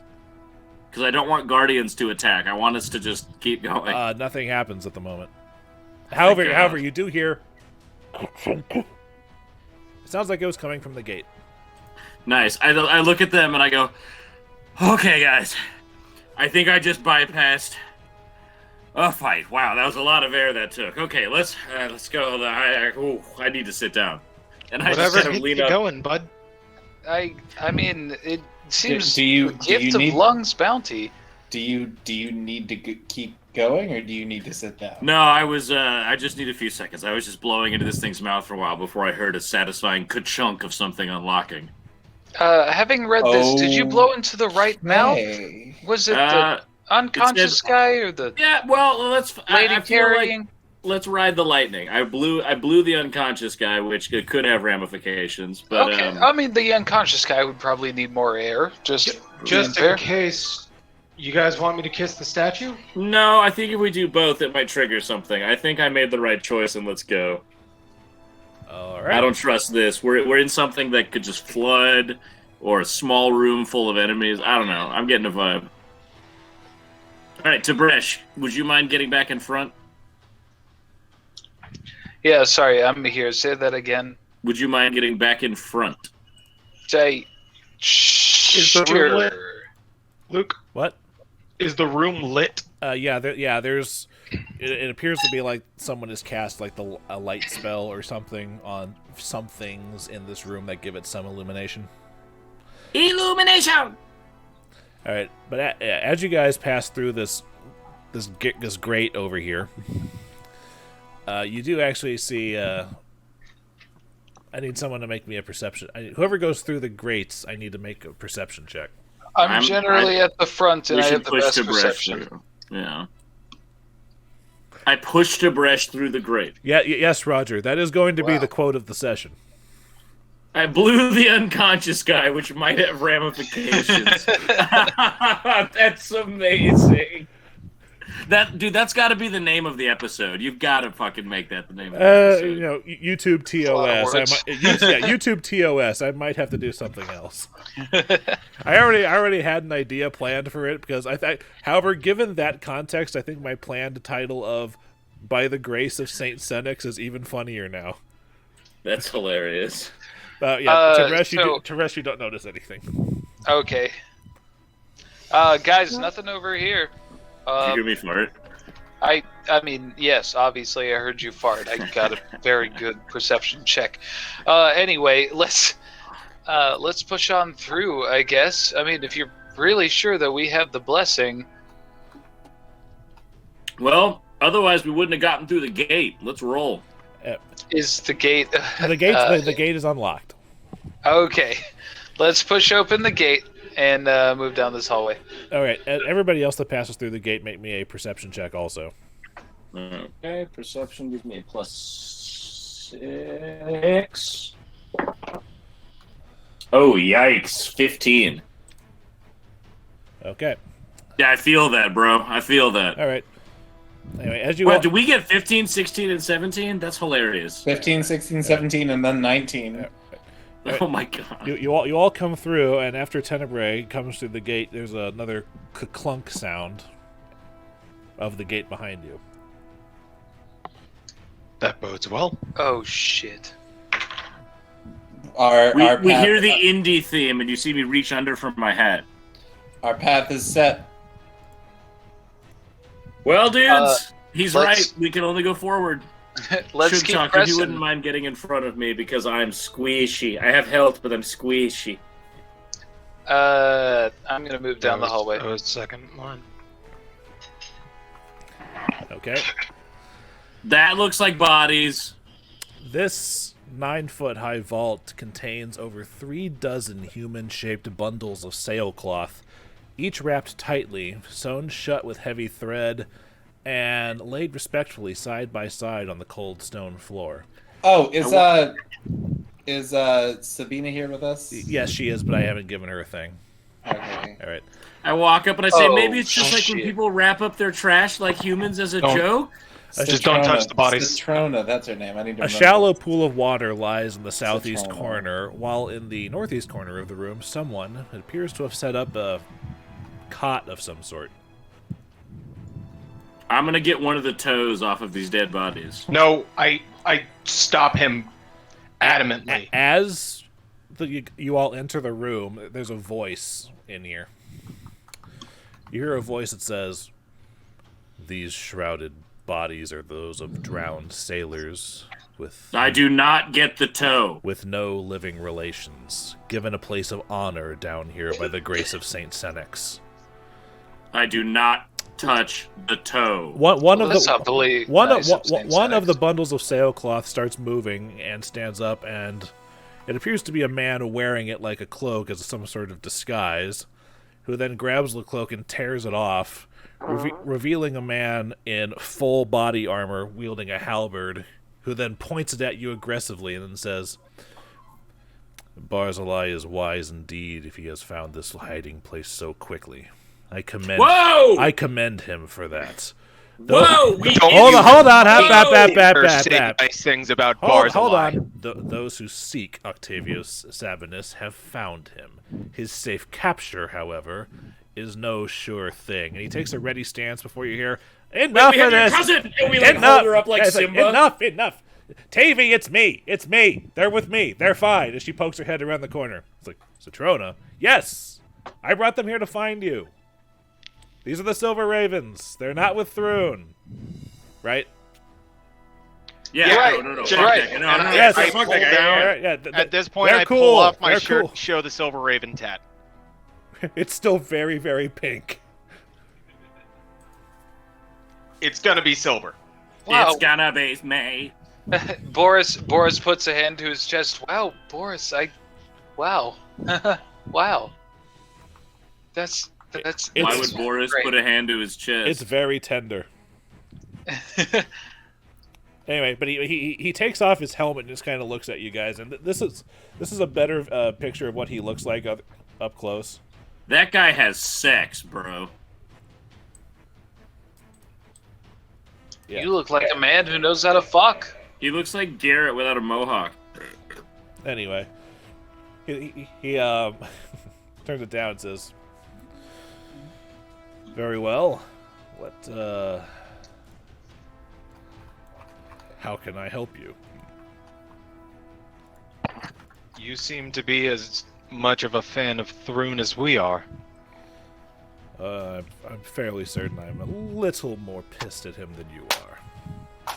Why would you say that? Whoa, fellas, this isn't a contest, okay? We all hate Thrune. I honestly wonder. Well, we fought his right-hand woman, and she fucking almost cut our friend in half. And we almost took her down. Oh, and we survived, motherfucker, but we didn't curb stomp her. We're here. Do you mean Azoni? No. Hold up. Stop. Skirt. I'm talking about Nox. Who's Azoni? Nox. Wait. Then who's Azoni? Forget about Nox. Who's Azoni? Barzillai's witch. Oh no, if Nox wasn't the witch, Nox could use hell. Okay, I'm sorry, man. I'm very surprised because we fought a gargantuan bitch, and like I said, I've met Nox. That's not an unfair assessment of her. Yeah, man. That glaive. You see our buddy in the black over here? I motioned at Icar, and I'm like, that guy was almost 2 people. His Tenebrae took quite a hit. Thanks, everyone. I appreciate my laundry being aired. Would you like to tell them what my favorite food is? Or maybe would you like to tell them? Would you like to tell them where I go for long walks on the beach? We're here, Lictor, because we'd like your help, and we think you want our help. A mutual agreement. I hate how reasonable you are, you son of a bitch. Someone's got to balance you out. He's right. It is. Our aim is to dismantle Barzillai's influence in the city and what the Ravens do. Yes, I've heard about the actions you've been taking over the past month, about fights in the streets and over orphanages and throughout the Devil's Nursery.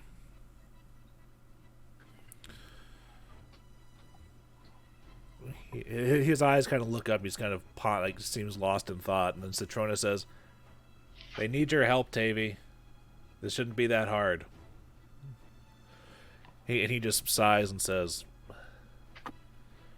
"From what I've seen, about you all, that you are certainly, shall we say, hopeful idealists when it comes to the city that we all love.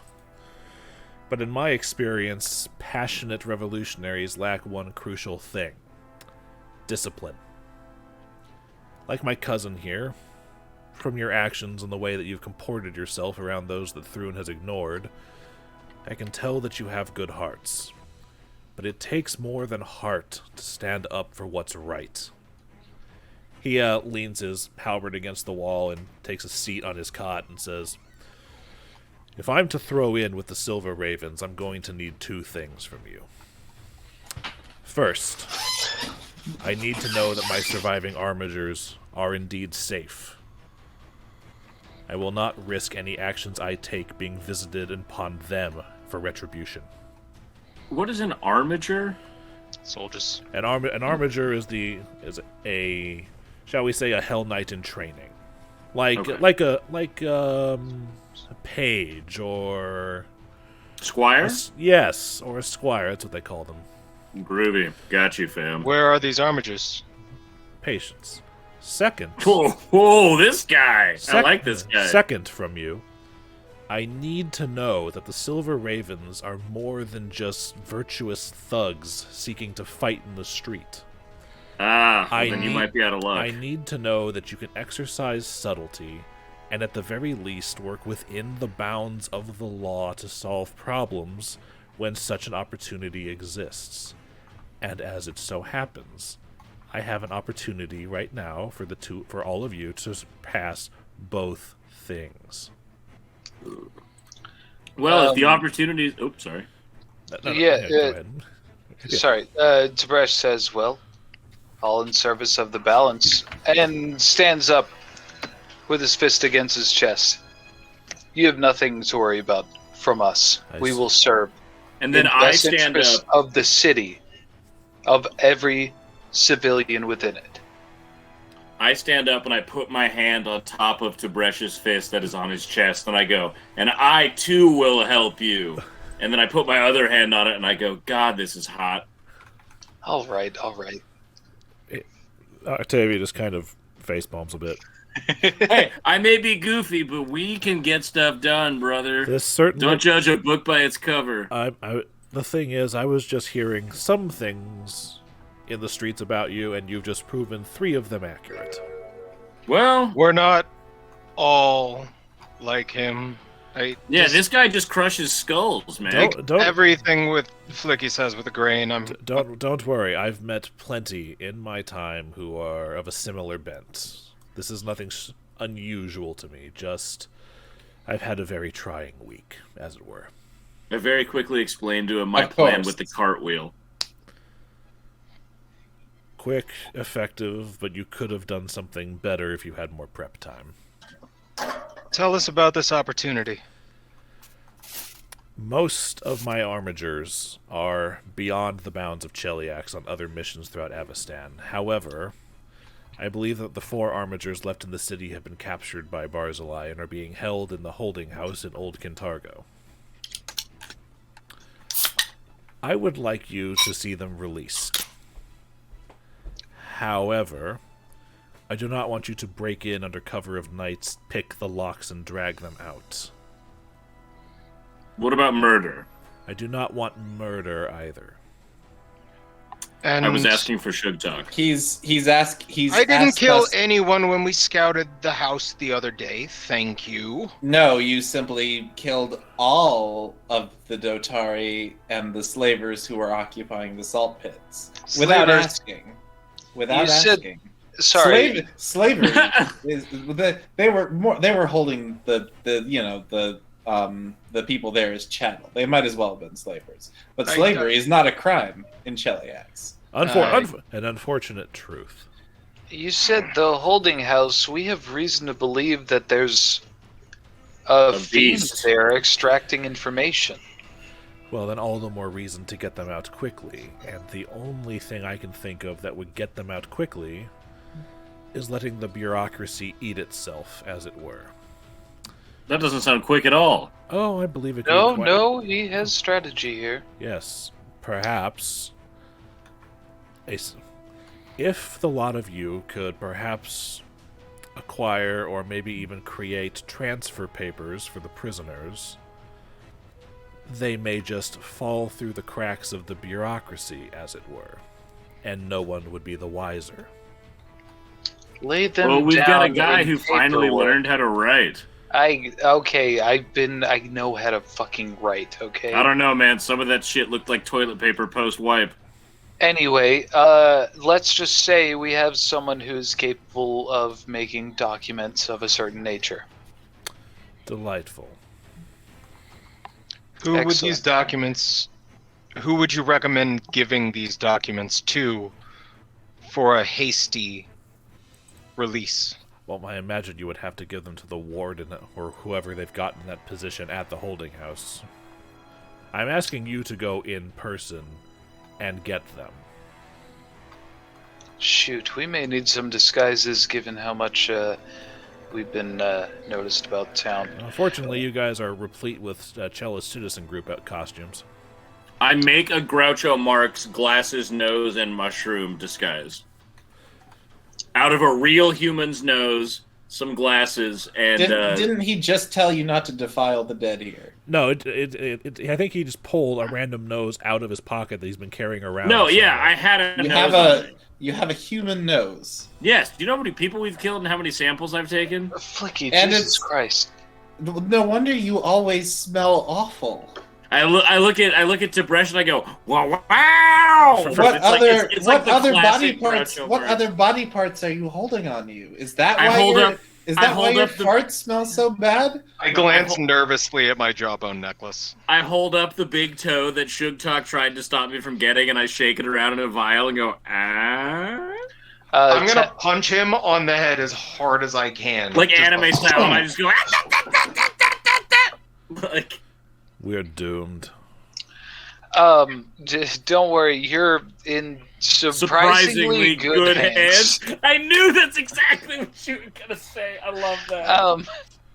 Satrona, are you absolutely sure about this?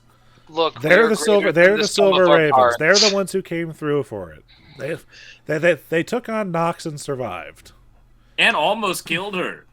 I think we are greater than the sum of our parts. You might be seeing a lot of weird personality traits happening simultaneously. We're like Voltron without a head. Shut the fuck up.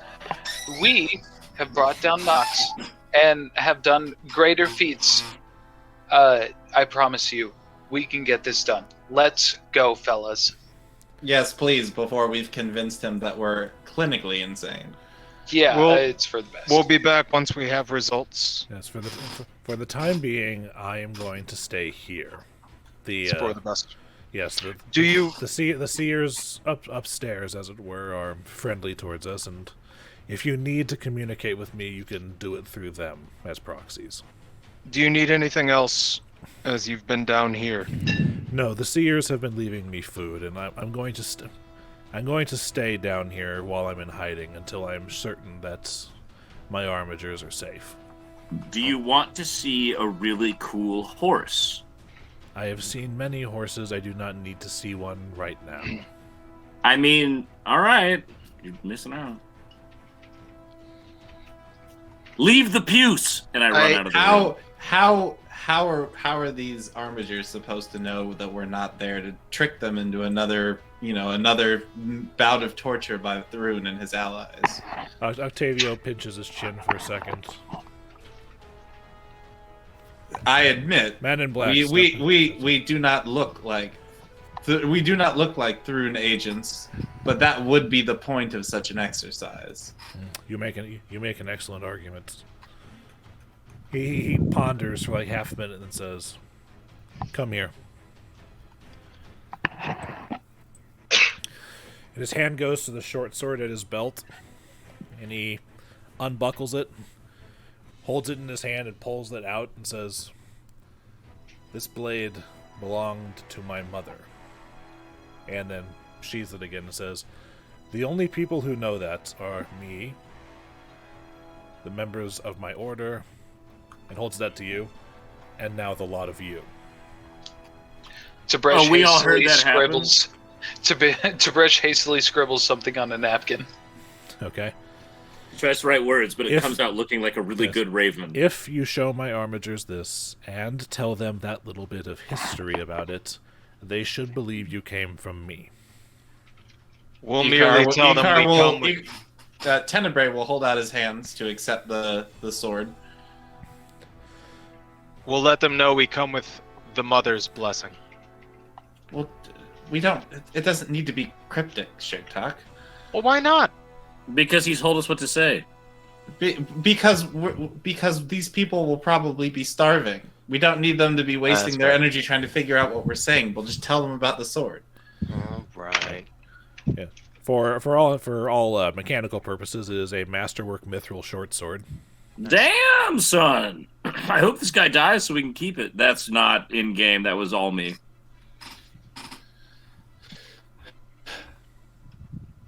Well,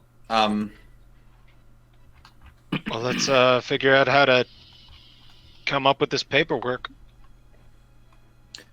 Well, I happen to know one big, sexy, ugly motherfucker that's good at paperwork, and I slapped Tib'resh's giant butt cheek. Would you guys like to know how this works? Yes. Hold on. I have one last question. Okay. Tenebrae heads towards the hallway and turns around, and looks at the lictor, and says, I do have a question, if you're amenable to answering. Quite frankly, I've been rather bored down here. I welcome the diversion, which is why I tolerate your friends' eccentricities. It was not until very recently that Barzillai decided to make the step to ban your order entirely and brand you criminals. If he had wanted to get rid of you, he could have done so from the very beginning. Why is he doing it now?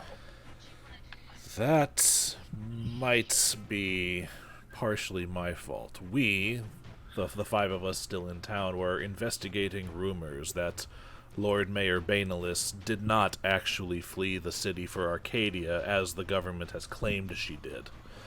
I personally believe that she's been imprisoned, or perhaps worse, by Barzillai Thrun upon his arrival.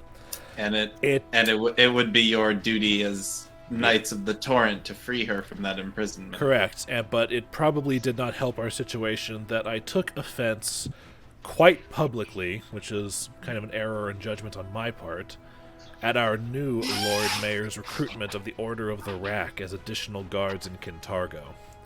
The man is spinning webs like a spider, and I cannot decipher his design. Whatever his reasons, though, I have come to believe that they bode ill for all of Kintargo. That satisfies my curiosity. We'll get your armigers back. Just be ready for when we're ready. Just remember, the short sword belonged to my mother. It belonged to your aunt. Gotcha. Wait, did you just say the short sword belonged to Joe? Joe Mama! Luke, that's what you're supposed to say, no, Joe who. I'm disappointed in you. No, I knew. I wasn't going to feed the troll. Oh, you son of a bitch. All right. So, as you go back down the hallway, Lictor, you guys get there and the gate is locked. As you round the corner, Octavio. Yeah, fuck. As you round the corner, Octavio says, "Make sure you hit the panel in the wall, otherwise the golem will activate." Oh, thanks, Ran. I got what? a question. I blew in a statue's mouth upstairs. Did I do the right one because we didn't get attacked on the way here? Did you? He comes out and asks, "Did you breathe on the sailor's mouth?" Yes. Then yes, you got it right. Boom! I high-five myself. Whoa. Which panel? Wait. Hold on. And he comes up here. He's like, "Oh, that's right. It's I'm used to it, but it's this hidden panel right here. It's this one. See, it's a little less worn." And he pushes one of the stones in, and it depresses, and the gate ka-chunka again. Much thanks, friend. So you didn't have to fight the golem. That's good.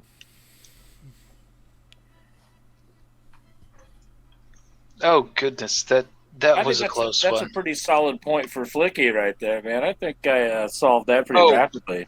Shit, I have to. Sorry, I have to grab one thing. Okay.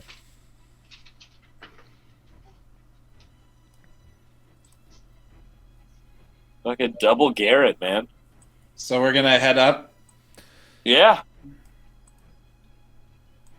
Okay. You guys head up, and the seers and your horses are still there. So it's like, as you come up, the sister Remily is like, "Did you find what you sought?" Absolutely, ma'am. We appreciate your candidness in helping us. Much obliged. Do they need money, or do they just live off the land? We are provided enough by the land and St. Senex.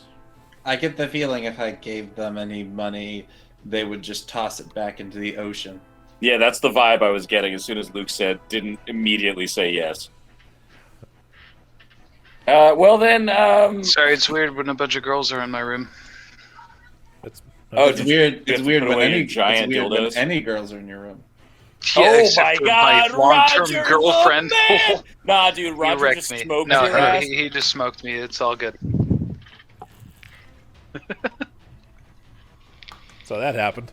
Wait, shit! I just got derailed. What were we talking about? And as you guys are on the way out, whoever's last out, Octavia says, "Just remember that you have to do the mouth breathing thing every time you come down here." What? The next time we're gonna have to come back and visit him. Wait, no, mouth breathing. What? Why is? In the when sailor, Dillon, like you did. Oh, I thought he meant we had to breathe through our mouths. I was like, are you calling us idiots? Only you. Only you. Just remember, you have to be a bunch of fucking mouth breathers next time you come through. Despite all appearances, I am the smartest one here. Yeah, I may be an idiot, but man, am I smart. Yes, Marty.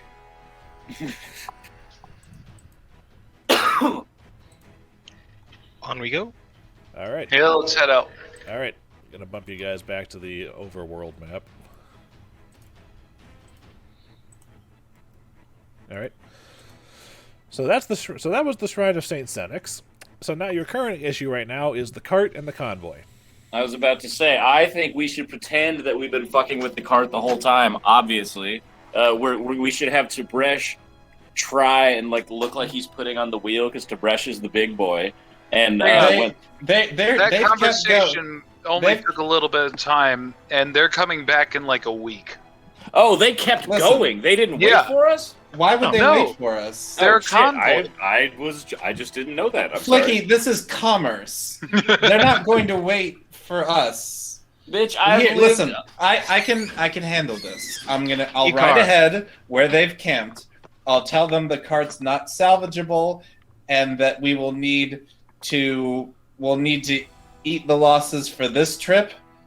And I'll tell them that I'll remain behind here to try to get the cart back into town, but that they should continue. It's an easy way for me to weasel out. That's fine. If we all put in our effort, we can get this cart repaired in just a little while. Do you guys have a spare cartwheel nearby? Tib'resh, look at me. Tib'resh, are you looking at me? Yeah.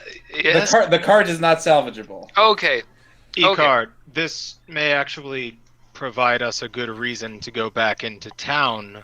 That's what I'm saying. To notify your family of the cart issues and not have to follow I'd hate along. for your family to come on to losses. That's all. I was just, maybe I can make a cartwheel. I can make a first trip at any point. And whatever trip that I go on for the first time will be the first trip. Okay, to be fair, I've never made a wheel for a cart out of. The wheel is fine. I froze the axle.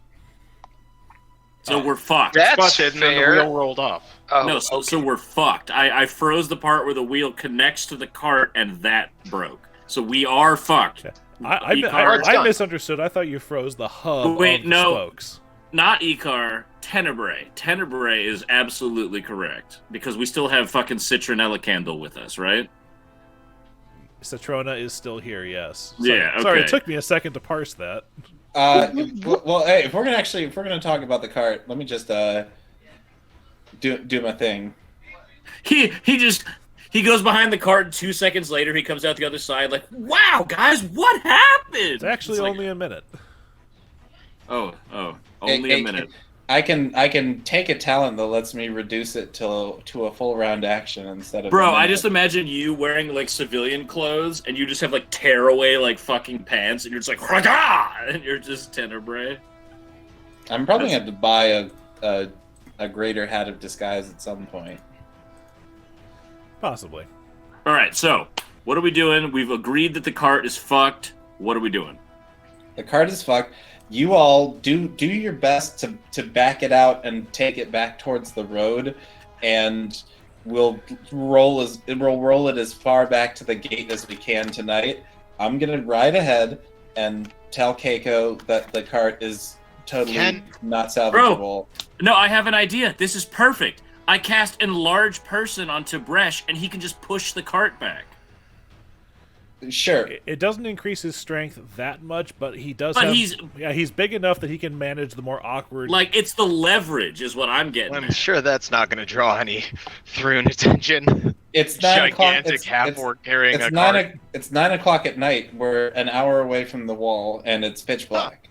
How long? Yeah, but we're helping out. I do remind you that the gate closes at night. But we can still bring the cart back to near the gate, right? Yeah. Tib'resh, would you mind if we made you big as fuck, and you would, because remember, this cart, not only is it fucked, but it was also downhill. While they're debating on how to move the cart, Icar is gonna hop on his horse and ride ahead to let Keiko know. All right.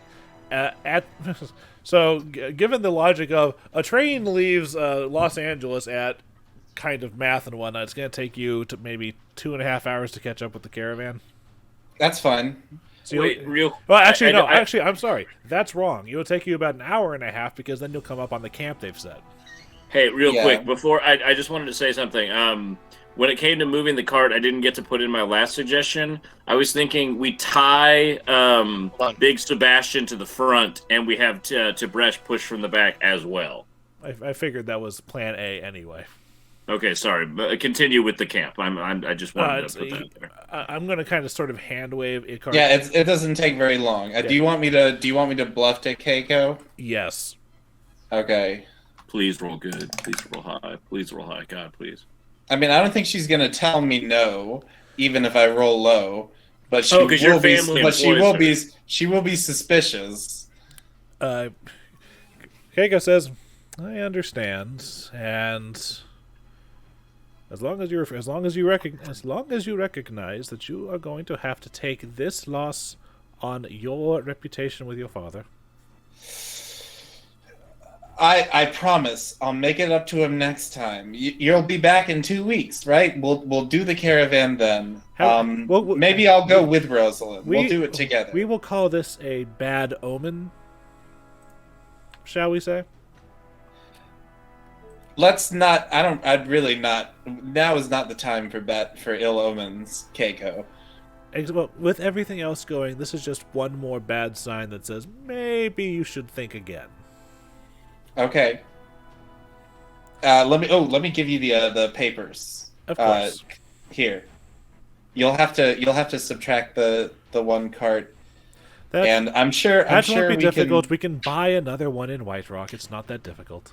Were we hired for this, all four of us, or were we just tagging along? You were hired, wink. Oh, okay. Look, I've brought... Yeah, I was about to say, I was like, well, where's the money? Look, Keiko, I brought some guys that I hired. Any pay that we might have gotten was definitely deducted. We lost it with the cart. Yeah, I was just thinking about that. I was like, wait a minute, we kind of did that on purpose almost. Okay. Almost? You didn't do that on purpose? I look at my hawk and just walk away. Alright. Icar will head back, and I guess the recommendation is that we're going to have to camp for one night outside the city, because they're not going to open the gates. Even if Barzillai himself came up in the middle of the night, they're not going to open the gates. Alright, so Tib'resh has acquiesced to my enlarged request, and we are pulling and pushing this fucking cart back. Okay. Let's not park directly out the gate. No, we don't want to block. We don't want any reason for anyone to give us a ticket, to look at us sideways. We just had a busted cart. We dragged it back. And we're waiting for the morning. We've got the Jhaltero fucking seal on the cart, right? So the guards would see that and know that, like, Jhaltero... Well, we have our paperwork. I still have the paperwork for me and the rest of you. Yes. Well, then I'm going to crash inside the nice-ass cart. I'm going to fucking fucking lay down in the cart. It's covered. Yeah, dude. It's chill, baby. What is the weather in Desnus? Is it... I don't know what the climate is here in Kintargo. Well, is it warm? Since it's... If I'm picturing the world map here, you're about on the same... latitude. Yeah, I knew latitude. I was trying to figure out the best state in the country to figure a good same latitude as like North Virginia, maybe. I sleep naked in the cart as a power move. So Kintargo has the same climate as like maybe DC or Baltimore. Yeah, give or take. Okay. How about this? It actually snows in winter. How about that? Clear enough for us Georgians. Yeah. Yeah, I was about to say, I was like, it kind of snowed here a few times. It hailed the other day. Like, I don't know. Well, doesn't it snow it snows in DC, right? Yeah. Oh, yeah. Oh, yeah. Well, but yeah, in answer to your question, it is a rainy month.